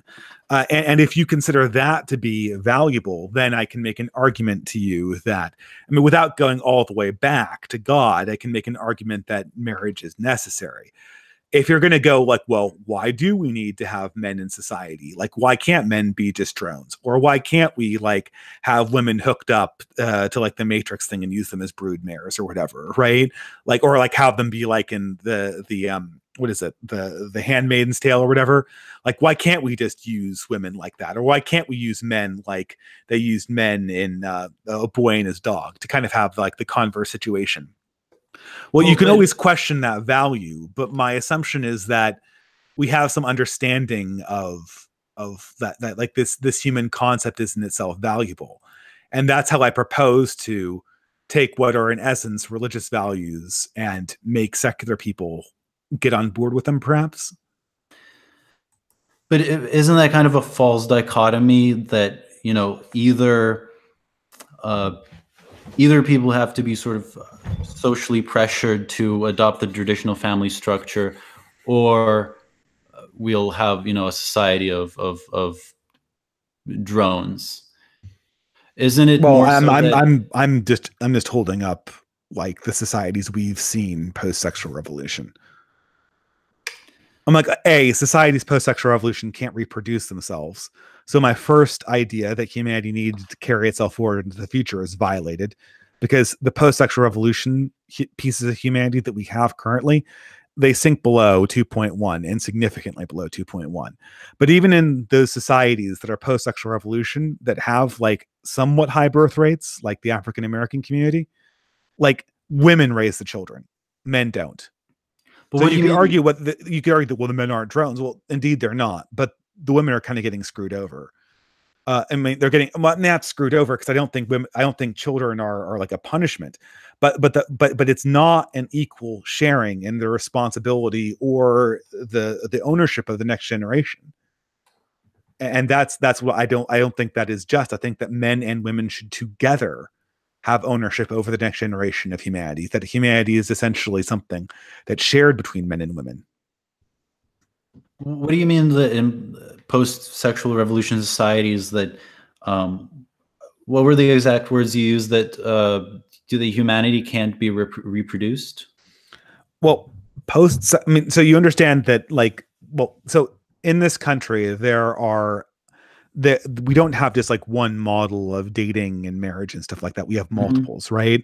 Yeah. So there are communities where people have few sexual partners, if just one or two, and where people get married earlier and have children at an earlier date. And I'm one to talk because I'm in my 30s and just starting my family, but obviously I can recognize that I came from a culture like this and still not embrace all elements of it, right? Hmm. Um, so we have those models, and then we have other communities where people get married very, very late, have a large number of lifetime sexual partners, and essentially have a much larger variety of sexual experiences over their lifetime. And what I'm saying is that if you were to look at those communities that operate in the post-sexual revolution model, they can't reproduce themselves, aka every generation they have fewer and fewer children. And then um and then on top of that, in the elements of those societies where we're having anything even close to replacement, what's going on is that we have a lot of single motherhood, which in essence is the reality where women, not men, are the people who both expend the resources and take responsibility and ownership over raising the next generation, which violates sort of my presuppositions of value that I was using to examine the family to begin with. Hmm. Well, I don't. I don't think it's necessarily sort of correct to um, just because one generation has had fewer children than the previous one, that sort of leads to humanity being incapable of reproducing I itself. mean, I it's don't think two at we're, this stage. yeah, but I don't think we're anywhere close to, humanity being unable to reproduce itself. No, But no, but no, that's not. But CP, like, we're looking at the segment of humanity that's undergone this experimental model, mhm, right? yeah. And that's the part that can't do it. The reason why we have such an increase of population worldwide is that people aren't using your model other places. So the growth is coming from the areas of this world that are still using pre-modern versions of family dynamics and relationships between men and women. Well, but sort of the sexual revolution did not really make the sort of family unit unpopular. I mean, people are still marrying. I think What do you one. mean? No, the people are marrying less. And Well, they're but certainly marrying less in the areas of this country that are post-sexual revolution, right? do you think that's caused by the sexual revolution? Because uh, aren't there factors like less economic stability and uh, other kinds of economic factors that are uh, keeping people from entering into marriage? Or I mean, that there is. I understand that this is an argument, but I'm going to give you my counter argument, because obviously this gets into areas of sociology, and Mhm, as everyone knows, there's 45 sociological studies, and they all argue against each other. I mhm, think it can be attributed to the sexual revolution. It's not entirely due to the sexual revolution, obviously. People tend to control their fertility rates when they get richer, just generally. Um, but nothing in sociology is ever entirely one thing, right? But if you look at the introduction of progesterone based birth control, you'll see a huge influx of divorces. a huge, and in the African American community, instantly huge influx of illegitimate children. And this increases and increases from the mid 60s to the 70s. And really, the downturn in the economy, in terms of the huge decline of labor, didn't kick in until the 70s really hard. So I find that the a flock of geese are flying over. Hopefully that's not coming in. I find that this argument, I find that the fact that the sexual revolution impacted this is being fairly well established chronologically. Plus, it's even more established if you look at, say, for instance, Mormon communities that have a pre-sexual revolution model and compare them to similar white rich populations that live in the place like New York or Berkeley, California. So I would take Provo, Utah and Berkeley, California and compare the two of them. And, you know, they're both fairly rich areas. They're both fairly white areas. You know, we're excluding Oakland here. And the Mormon community will have fewer lifetime sexual partners, greater number of marriages per capita, more children per capita, and Berkeley will have all the converse effects of that. So the theory seems to, my theory seems to be supported by the evidence insofar as it exists. Yeah, I guess that's just, you know, not something I was prepared to sort of no, I'm not expecting you to argue that. I guess what I was just, I kind of totally lost where we were going with this conversation. I guess to me, the family, and this is probably why I'm a distributist, to me, the family is an economic unit that we need to shore up as a corporate form. And there need to be new corporate forms that exist to shore up loyalistic institutions the way that we had them prior to the 20th century. That would be my basic argument.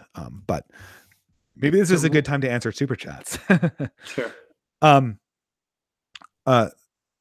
So I already read Pragmatic Cultures. Can you ask him to justify materialism as a metaphysic for $10? Thank you very much. And Paul Cornelius is for $5. Thank you very much. I have Julius Caesar for $2 donation. Thank you very much. Is this the Marxist NAP? I don't know what NAP is. Julius Caesar again for $2. Thank you for that donation. No message though, but thank you anyway. It helps me keep the channel going. Pull Out Prince for $5 says, ask him about Nietzsche's will to power, its direct influence on postmodernism, and the implicit link to reactionary conceptions of power. So that's another thing that people have pointed out in the chat, is that one common aspect of Nietzsche that links it to both postmodernism and to reactionary conceptions is that there's a focus on power relationships over concepts of things like justice, equality, and stuff like that. Do you think that's perhaps a common thread? Yeah, but wouldn't you say that you still very much sort of adhere to concepts of justice? I do, as a Christian. Yeah. Yes. Yeah, so maybe there's that connection, but not with all, you know, reactionaries. Yeah, I think this probably would be a difference between me and like the neo NRX people, is that as sort of the more classic Catholic thinker, the Catholic traditionalist, I'm very much a futurist, but I think humanity is implicitly connected to a natural morality that it has to follow in order to be human.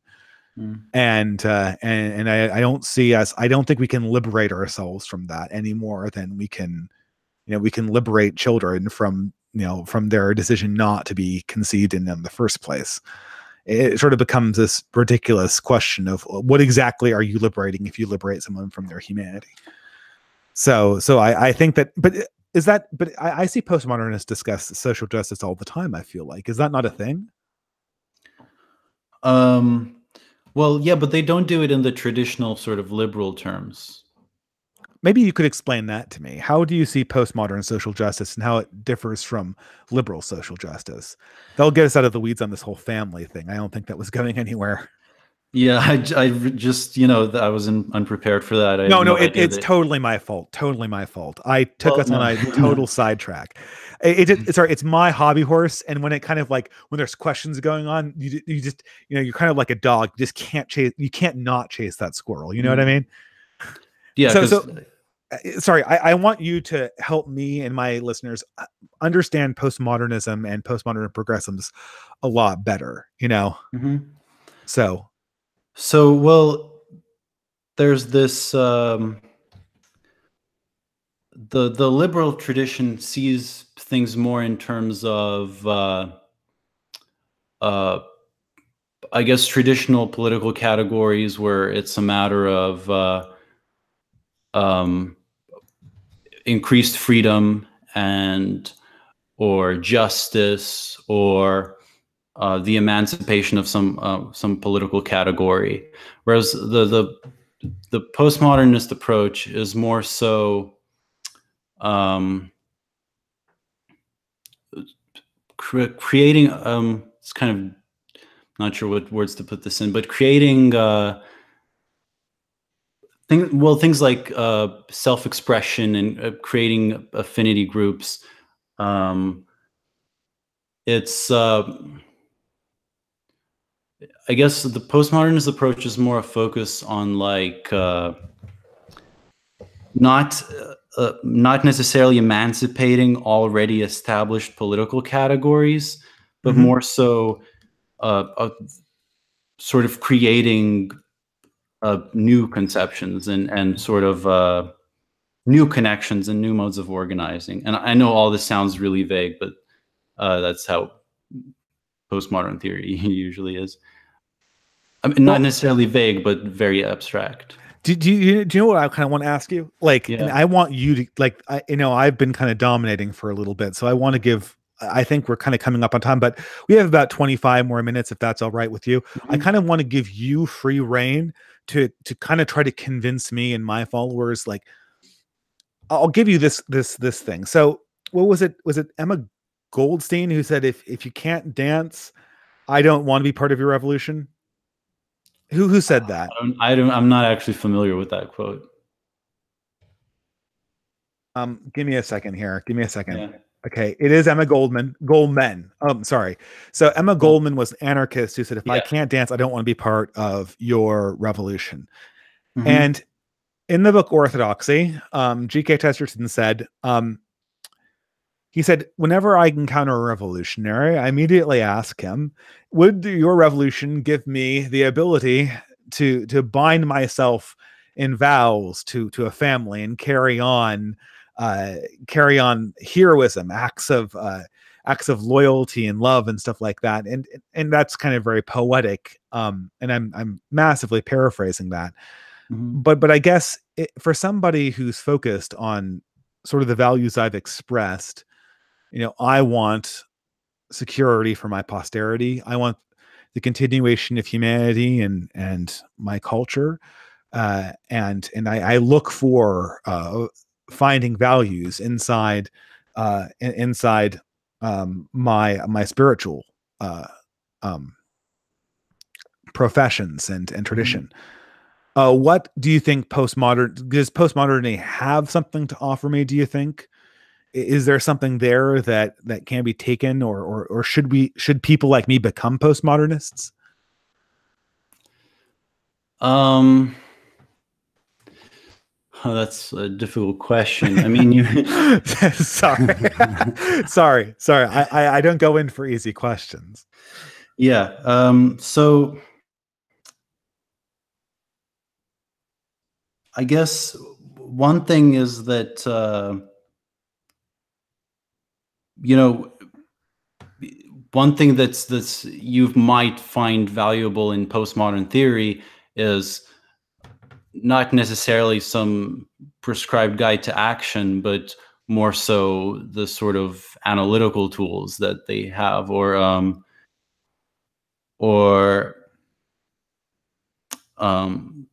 sort of these introductions of new ways of thinking. And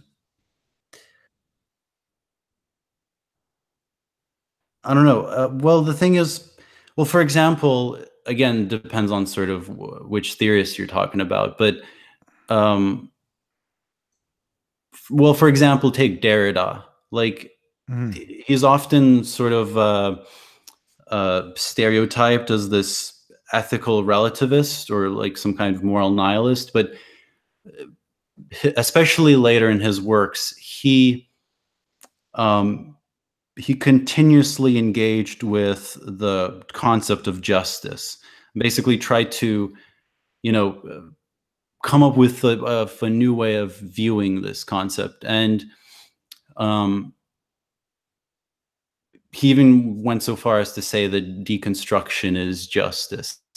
And, well, for example, as a Catholic, you could probably find a lot of value in those kinds of explorations of, what do these sort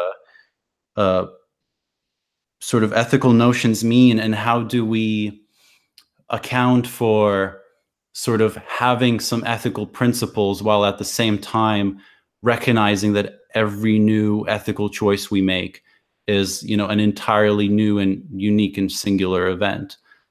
I'm just explain that a focusing little on bit? That last sentence really kind of capture my imagination, but I'm not so sure what it means. Well, basically, there's this kind of tension in all of our ethical decisions that we have, where on the one hand we have some ethical principles that are supposed to be, principles, so like generalizable, universalizable, applicable to a number and a variety of different situations, and sort of, valid for all these situations. And yet each situation that we experience in which we might try to apply one of these concepts, each situation brings in something entirely, new and singular. And then sort of the question becomes, how do we react to this tension between our sort of static ethical principles, and then the fact that they always inevitably have to be applied in a completely unique way. Yeah, I think that's always a dilemma, right? You always have to take values and understand how they apply in the dirty circumstances that we find in the real world, even if you are a moral absolutist, right? What do you think? Go ahead. No, yeah, go ahead. You. What do you think you have learned from Derrida? And but maybe I can go this way. Do you have anything that you want to see manifest in the world, politically speaking? And do you feel that postmodernism has helped you in that? And how so? Well, politically, I guess I'm primarily an anti-capitalist.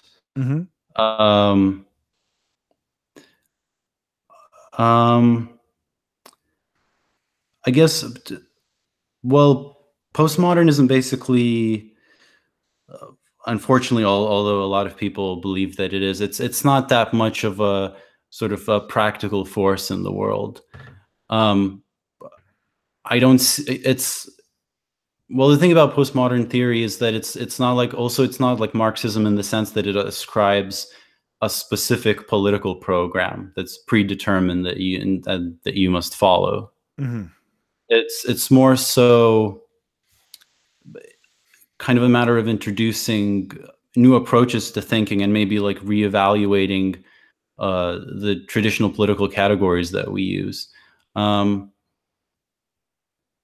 So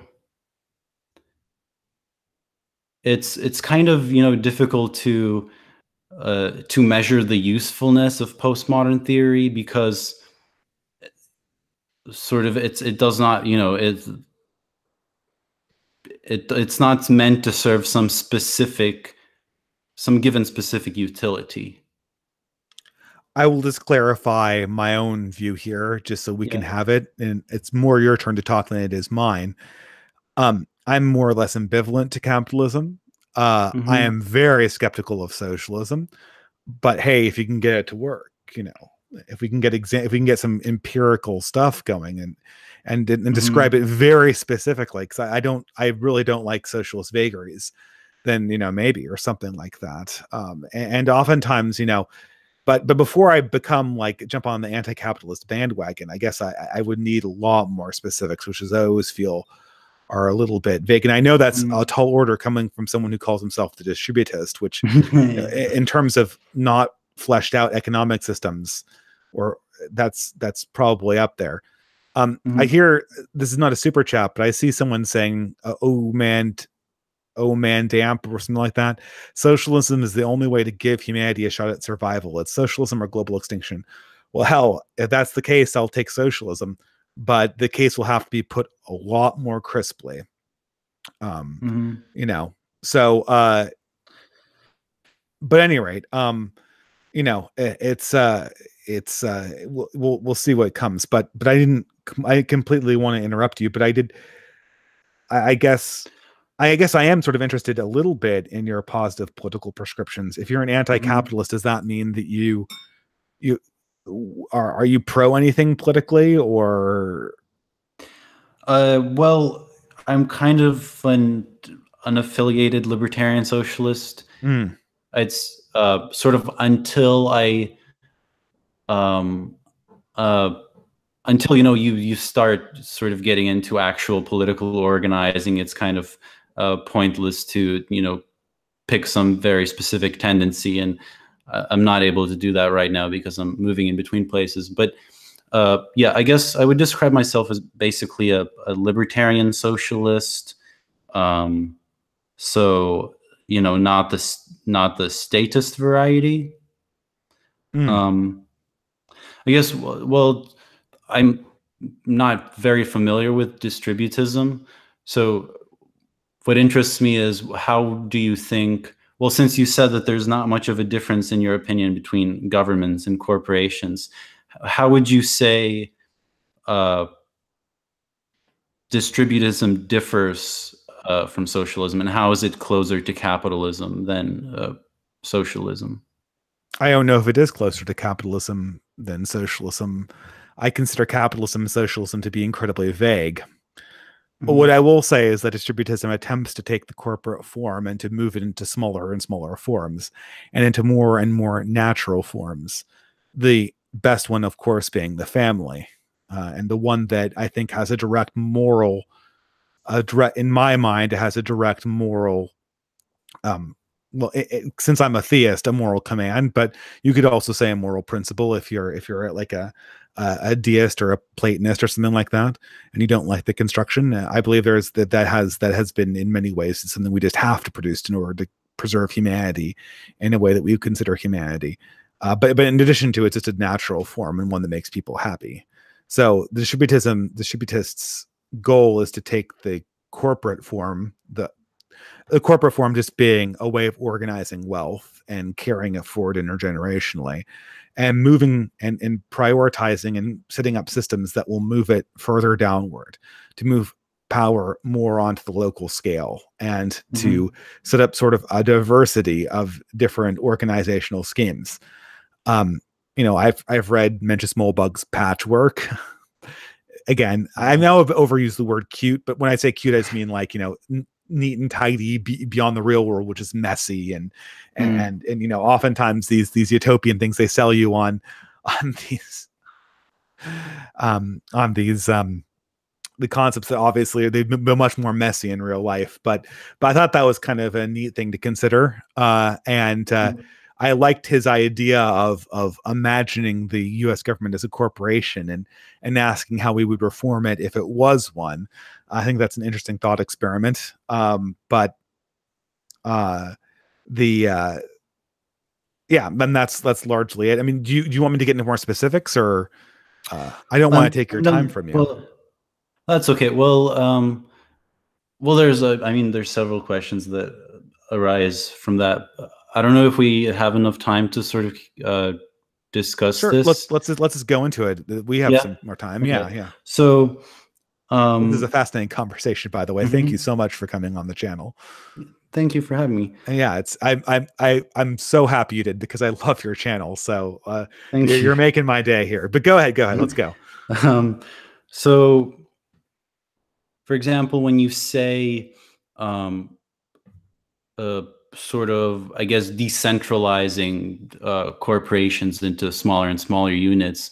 So, for example, the family, how would you reconcile that with sort of, say, uh, factory work organization where some kind of, large scale is required? I feel like there's a sort of a tension between that kind of um, industrial labor and then the old kind of Lose me. family unit as a corporation.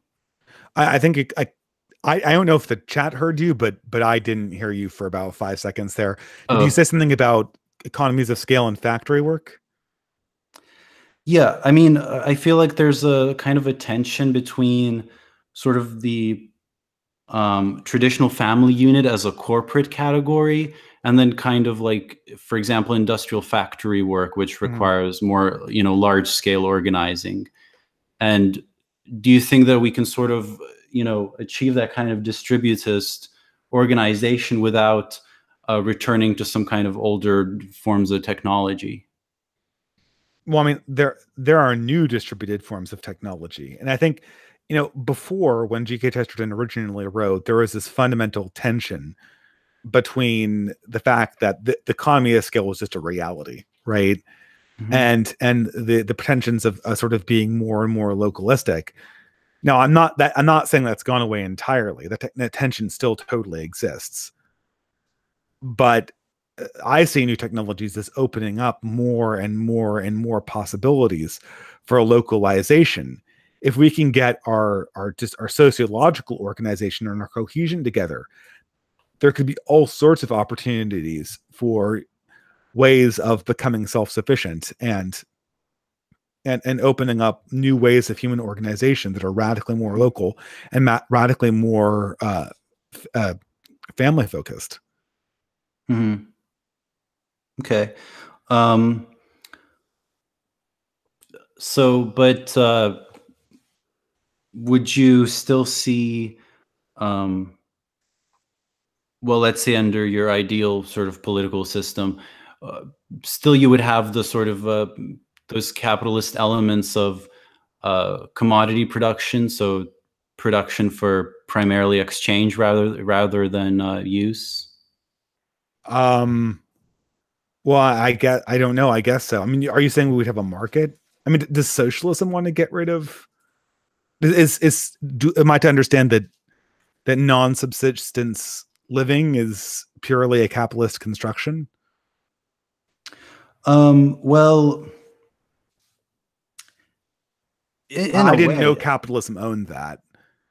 Well, because I mean, if you take a look at, for example, uh, say a serf family under feudalism, they may be farming potatoes, and sort of the landlord will take a share of that, but they still primarily make them with use value in mind, which is Well, very yeah, but different like from. serfs were subsistence farmers, right? Like the I mean, I don't imagine people will live on like low production returns, right? I mean, if you make only for yourself, you're going to make very, very little. Oh yeah, I And, don't and mean that. therefore there's going to be all sorts of like risk vectors that just start popping up in terms of like Mhm. famines. Yeah, I don't mean Like that that you. scares me. I don't mean that you produce only for yourself. That's not what producing for use value means. It's just more a matter of what's sort of the goal of the production. Because in a capitalist corporation, um, sort of something can be completely useless to you, but as long as it has exchange value, you will produce it. And then there's I'm also going the. to give you a really weird reactionary definition. The Okay. production will be for the good of the corporation, which in this case will be the family and the distributed system. The family is the Okay. corporation. The production exists for the value of the corporation and its shareholders, shareholders being the people who share in the family name.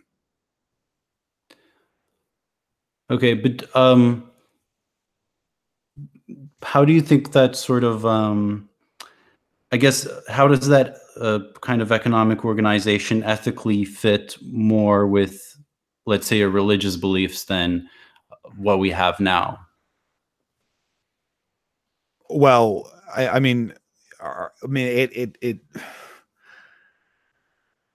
Well, that's a hard thing to answer. I guess I I can't rule out the fact that there's not going to be like immoral Game of Thrones style families who are like poisoning each other and sticking knives into each other's backs. I No, guess. of course I know, but I just mean like Uh, because it is like an explicitly sort of or it emerges as a Catholic idea, right? Yeah, I guess what you were talking about really right now is the Catholic concept of subsidiarity, which is the idea that if there's a means of solving the problem, it should be solved as close to the actual solution as possible. Hmm. Okay, I'll put, maybe I can put it this way. I can put it in religious terms. I just used this concept like 2 days ago in a video I made. When Jesus talked about the humanitarian mission of Christianity, unlike a lot of socialists in the French Revolution and post Enlightenment, he did not say, I want you to love humanity. What did he say? I want you to love your neighbor. Now, why did he Mhm. say that? He said, love your neighbor because humans can't conceptualize humanity. We can't. We can only conceptualize other humans in a very small circle around us. So humanity is an abstract concept that nobody has any idea of. Our neighbors, our localities, our families, our churches, our towns, our municipal councils, we have a very good understanding of those. We have a very good understanding of their human value.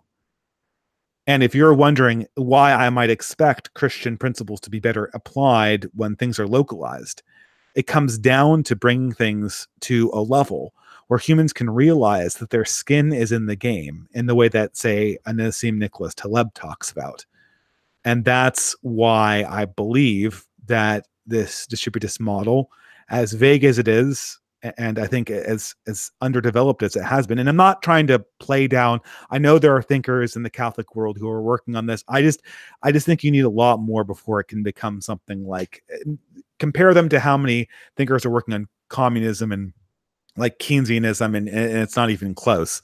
Mhm. But it, as vague as distributism is, as I think it is, and it's not meant to be a pejorative on the people who are working on this, I believe that this focus on localization and subsidiarity will come closer to the realization of the ethical principles that I value, to be quite honest. Mhm.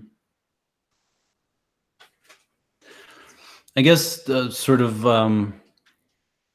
my thought is that I'm not so sure that that kind of localization um, can be achieved without uh, going past capitalism as it exists now. Because, obviously there's a huge tendency towards monopolization. And Oh, I don't know sure. how to reverse that tendency without actually challenging the essential categories of the capitalist system.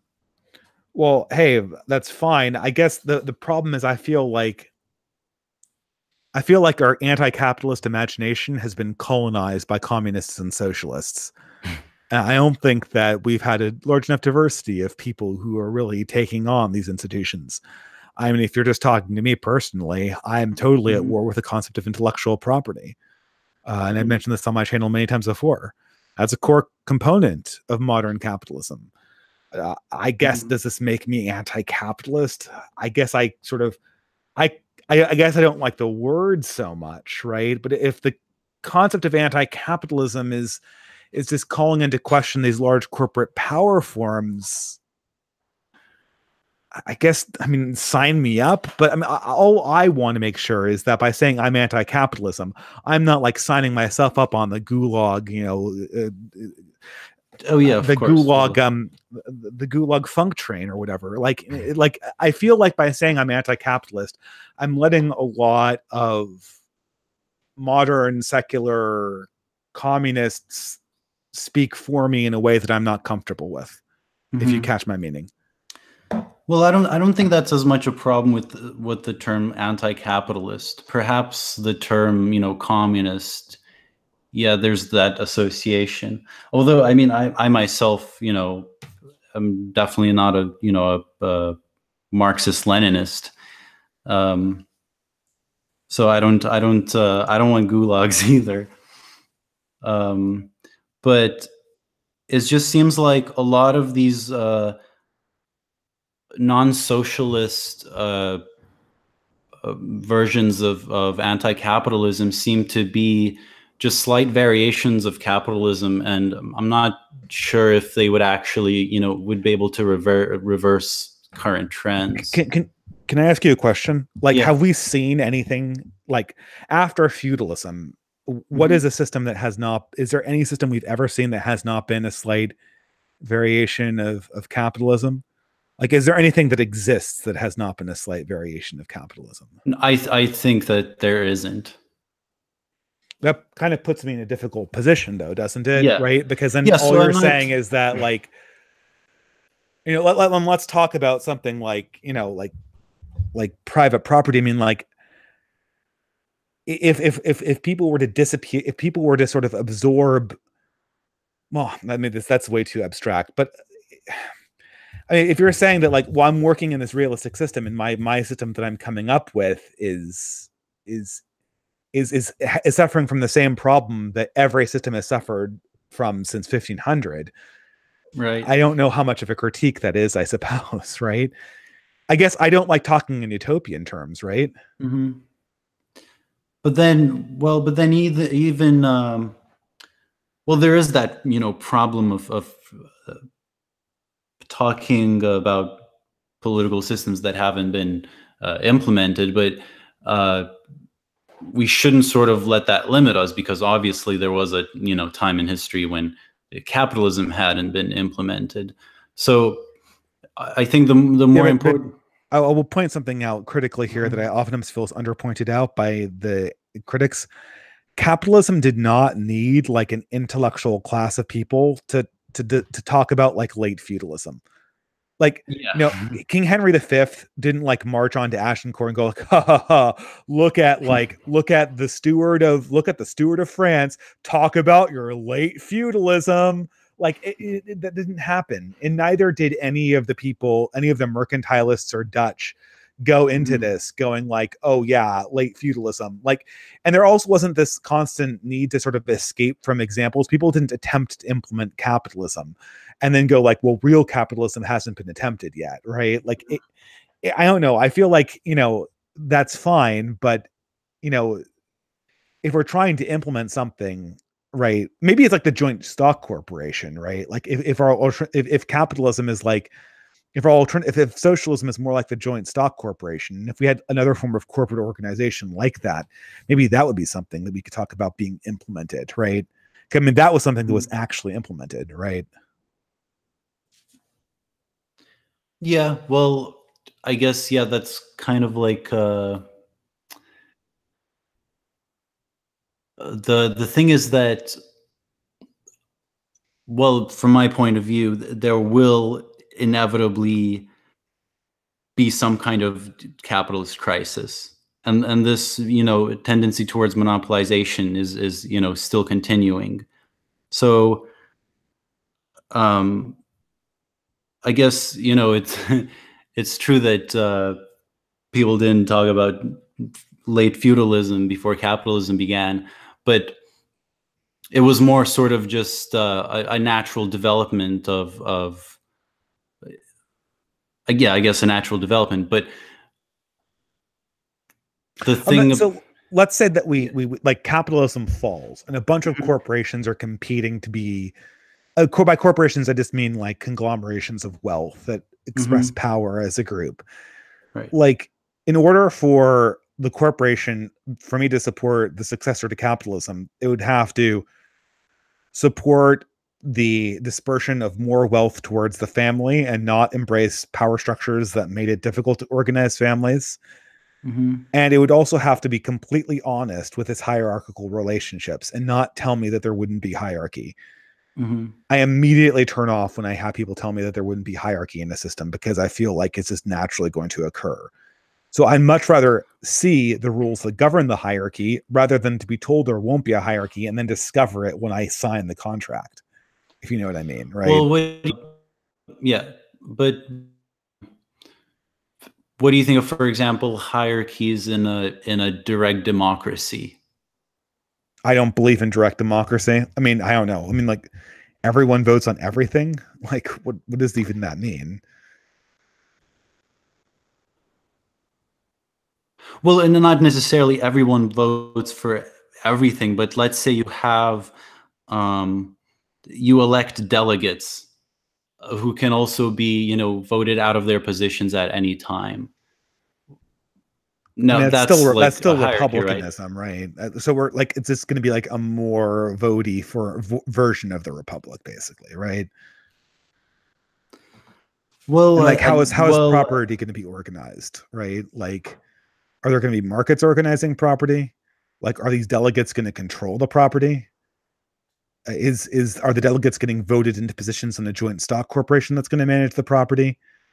Like, these are all kind of questions.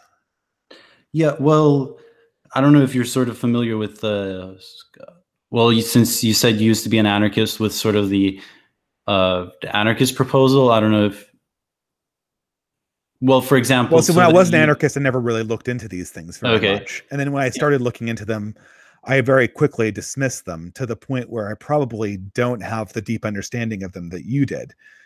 But and I don't want to sound naive here, but when I'm bringing these questions to you, they're not so much gotchas as they're just the questions that I started asking. And like, having lived in like, not, I mean, obviously this wasn't like a real like commune or something like that. It was just like a housing co-op, like silly yeah, little yeah, thing yeah. like that, right? But like, it just brought certain questions about democratic ownership to the floor, because what happened when people vote, like, we had like a pot of money and you had to vote on it, right? So like, Yeah. was this direct democracy? Because when there's $1,000 getting divided up among a group of college students, and keep in mind that this is not super important, because these college students all have like money elsewhere, right? This isn't their bank accounts. This is just like some spending cash, right? What would happen was that like little parties would form, so that like certain political forces could capture that wealth and spend it in the way that they wanted to. And then that power would have to be negotiated with whenever this quote unquote direct democracy came to the floor and started deciding how to split up the house fund for spending these things. I don't know.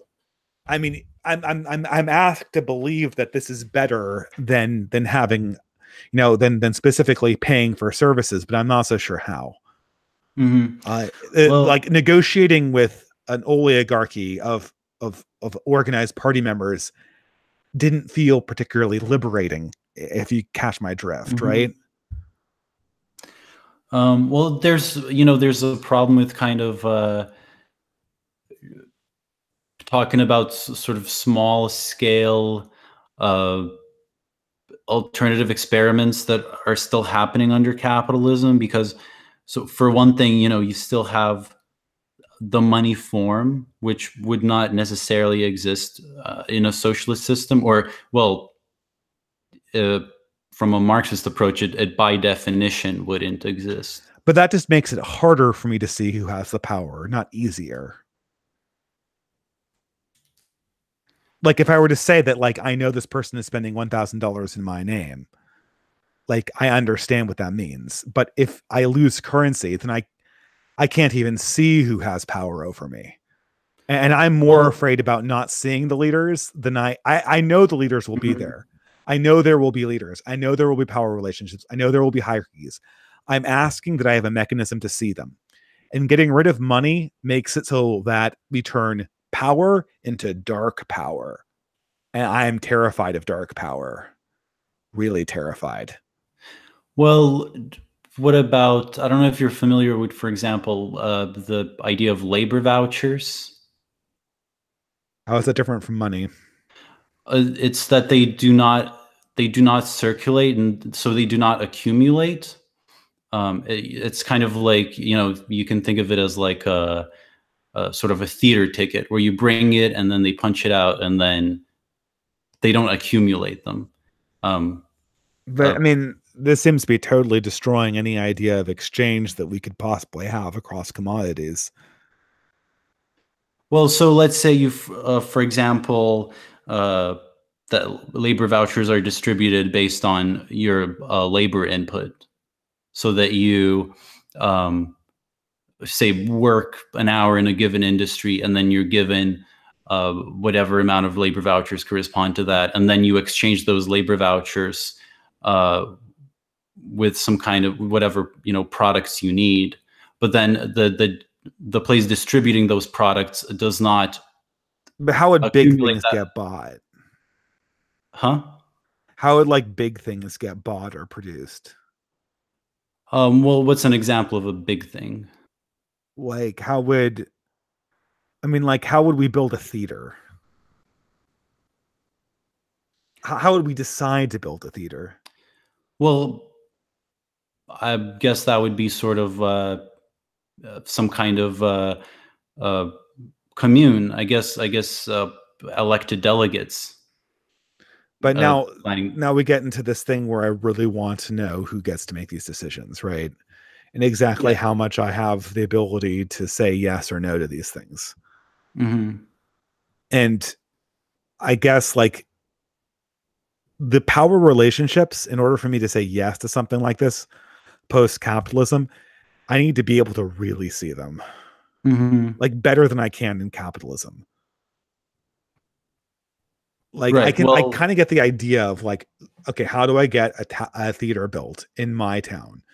Well, like I put the proposal to the town council, we vote on it. Like I can take allocations from funds which are raised by taxes, which have controls on them on how to vote. And then from that, we bid on a corporation to build a theater. They negotiate a price.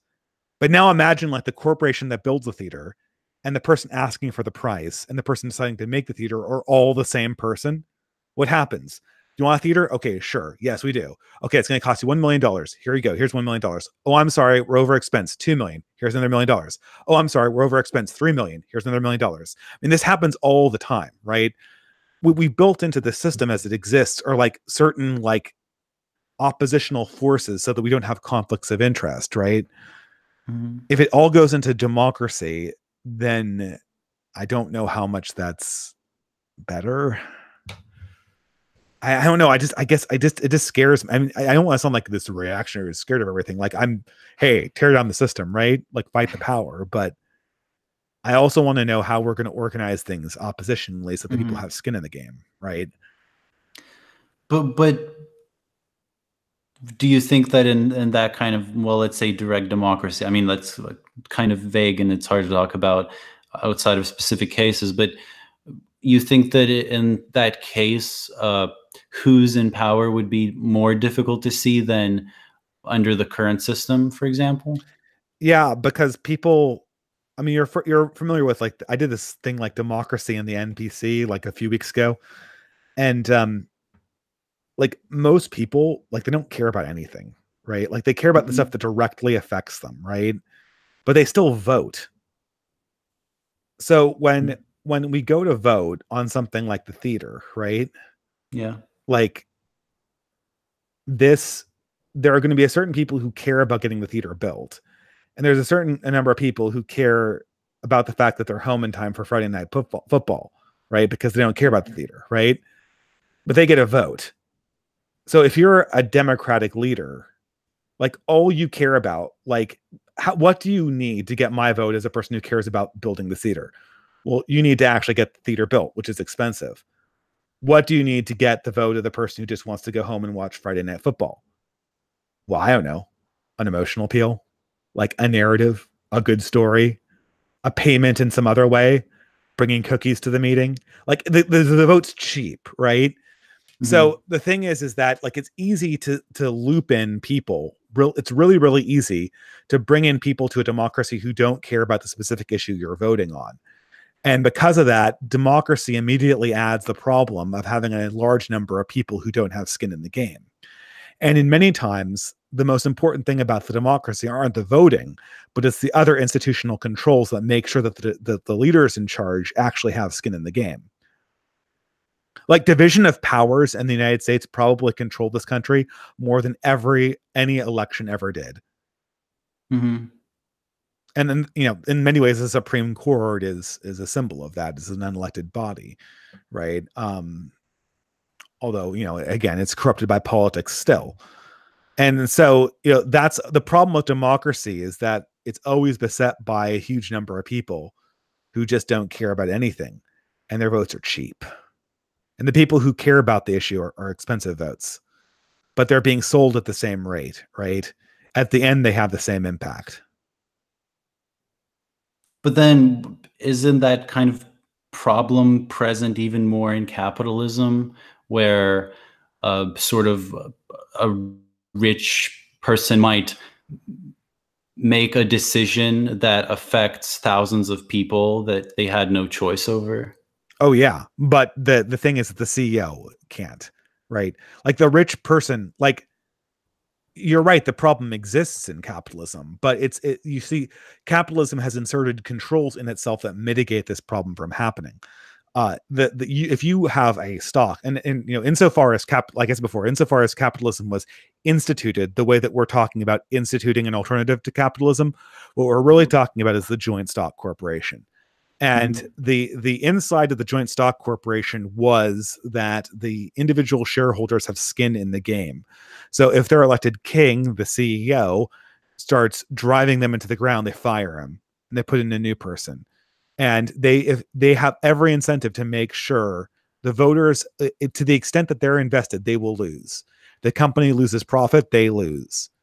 And it doesn't matter. It's not a popularity contest for the CEOs. At the end, it's hard cash that's coming out of their pockets. And that's what keeps them invested.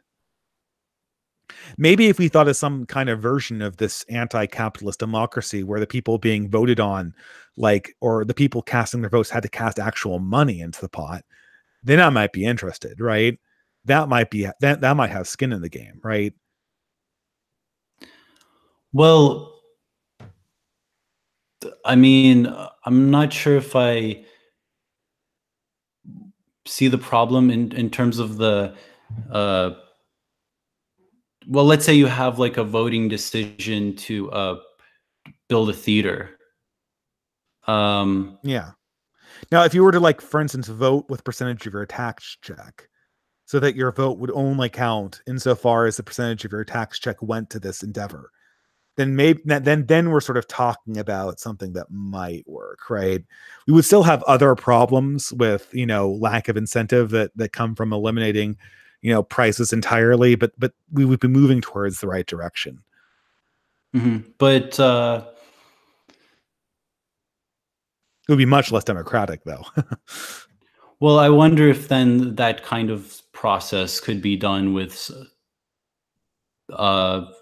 without money. I mean, with some form of labor input. Well, I don't know. Don't socialists believe all money is labor to begin with? No, not all money is labor, but all value, which actually is to be distinguished from money. Well, some labor input. I mean, yeah, I mean, it's sort of the same thing. I mean, the question is, the people who are risking on the decision need to pay for it. Mm-hmm. Right? And the people who have power need to be the people who are invested in that decision going right. If you don't, you're going to get people bringing in I don't care votes to pack off the, to essentially embezzle the money in indirect means, and not even necessarily through direct embezzlement. And that would happen in a corporation too. If we ran a corporation where everyone got one vote, including people who were in it for a penny, corporations would just be they'd cease to become, they would become totally mismanaged instantly, right? Yeah, but well, so the problem you're pointing out here is that sort of that voting decisions could be, in a sense, sabotaged by people who don't actually have a a stake in it, I guess. I'm not saying could be, I'm saying will be. Yeah. I'm But saying you go to any co-op voting system where people are voting over pots of cash, you will see these specific abuses going on. but I feel like that problem is way worse under capitalism in the sense that, No, it's not. But well, sorry, go ahead. Go ahead. well, in the sense that, say that an, the people were, let's say, people working in a factory wouldn't have, they're the ones working, and they don't have uh, any choice over what's produced or how it's produced, how the labor is organized, and isn't that sort of worse? Yeah, look. This is the problem: is that the corporate form ensures that the state shareholders have this defense. But you're right; the workers are kept out. But the Mm-hmm. problem with socialism is, and I'm quoting directly from the founder of Tributism here, is that your solution to the workers getting screwed over by not being incorporated with skin in the game defenses is to put everyone in the same position as the workers. The fact is that while there are individual groups that get screwed over in capitalism, the engine of production is insulated against this very abuse by the fact that the people voting on the decisions and the leaders have to actually be invested for losses that pertain directly to whether their endeavor fails or succeeds. And that's what protects the engine while it screws over specific groups that are kept out of it. And so I want to fix that by moving the corporate form into a larger group of people, not by locking everyone into a no skin in the game system that will inevitably allow their leaders to screw them over, I guess. Well, but then there's also the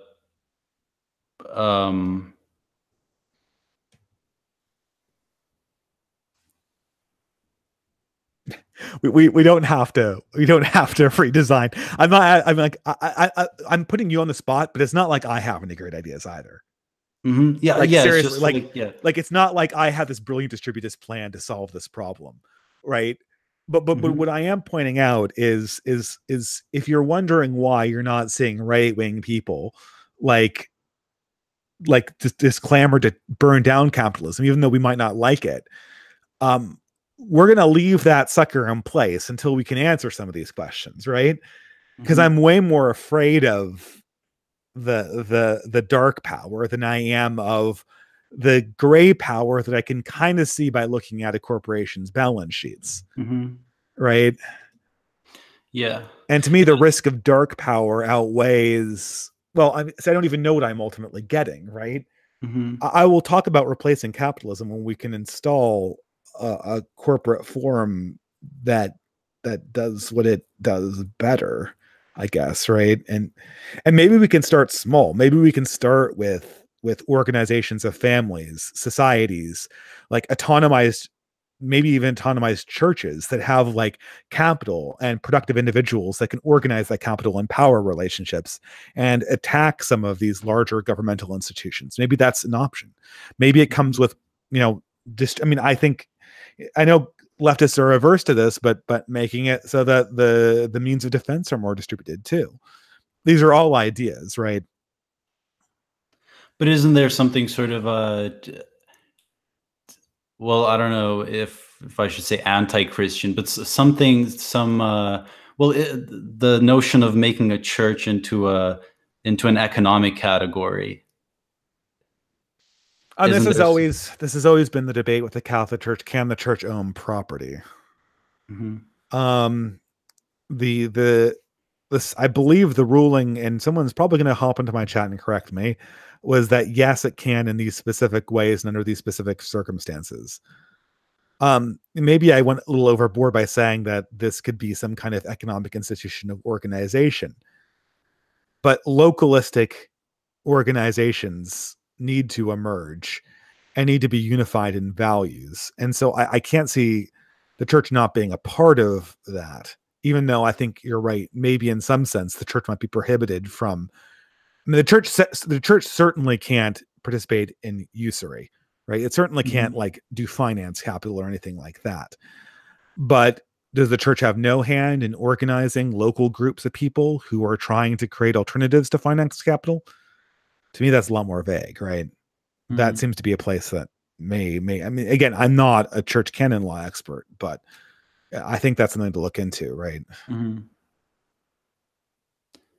Yeah, I guess if we do another discussion on another time, we should pick a more specific topic so that we could, properly read up on the specifics. I just saw the time. I'm so sorry I went over time. Oh, that's okay. It was actually really interesting to talk to you, man. Like, I think there's a lot of common ground.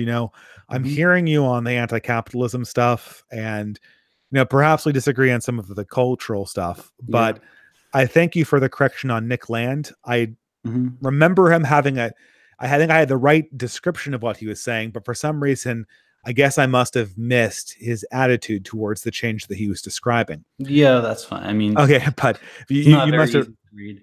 Yeah, it's been a while. I'm going to I'm going to just read a few super chats and then we can end it. Well, actually, they don't have many messages attached to them. $2 from Julius Caesar, with no message. Thank you very much for the contribution. Again, I really appreciated it. $10 from Pull Out Prince again. In Deleuze's will to power as intensity replaces Freud's libidinal energy, the Pomo obsession with human malleability and freedom is linked to aesthetic tradition via Peter Sloterdijk as well. Message for source. I never heard of Peter Sloterdijk. Oh, maybe Sloterdijk. Sloterdijk. Yeah. Are you where I'm? Maybe you can educate me on this. I'm not really familiar with his works, but he's basically kind of like a conservative postmodernist. He's basically influenced by all the postmodernist philosophers, but he's generally right wing. Wow, I've got to look into this guy. Pseudo analysis for $5. Thank you for the contribution again. Should marriage be a contract that bans no-fault divorce?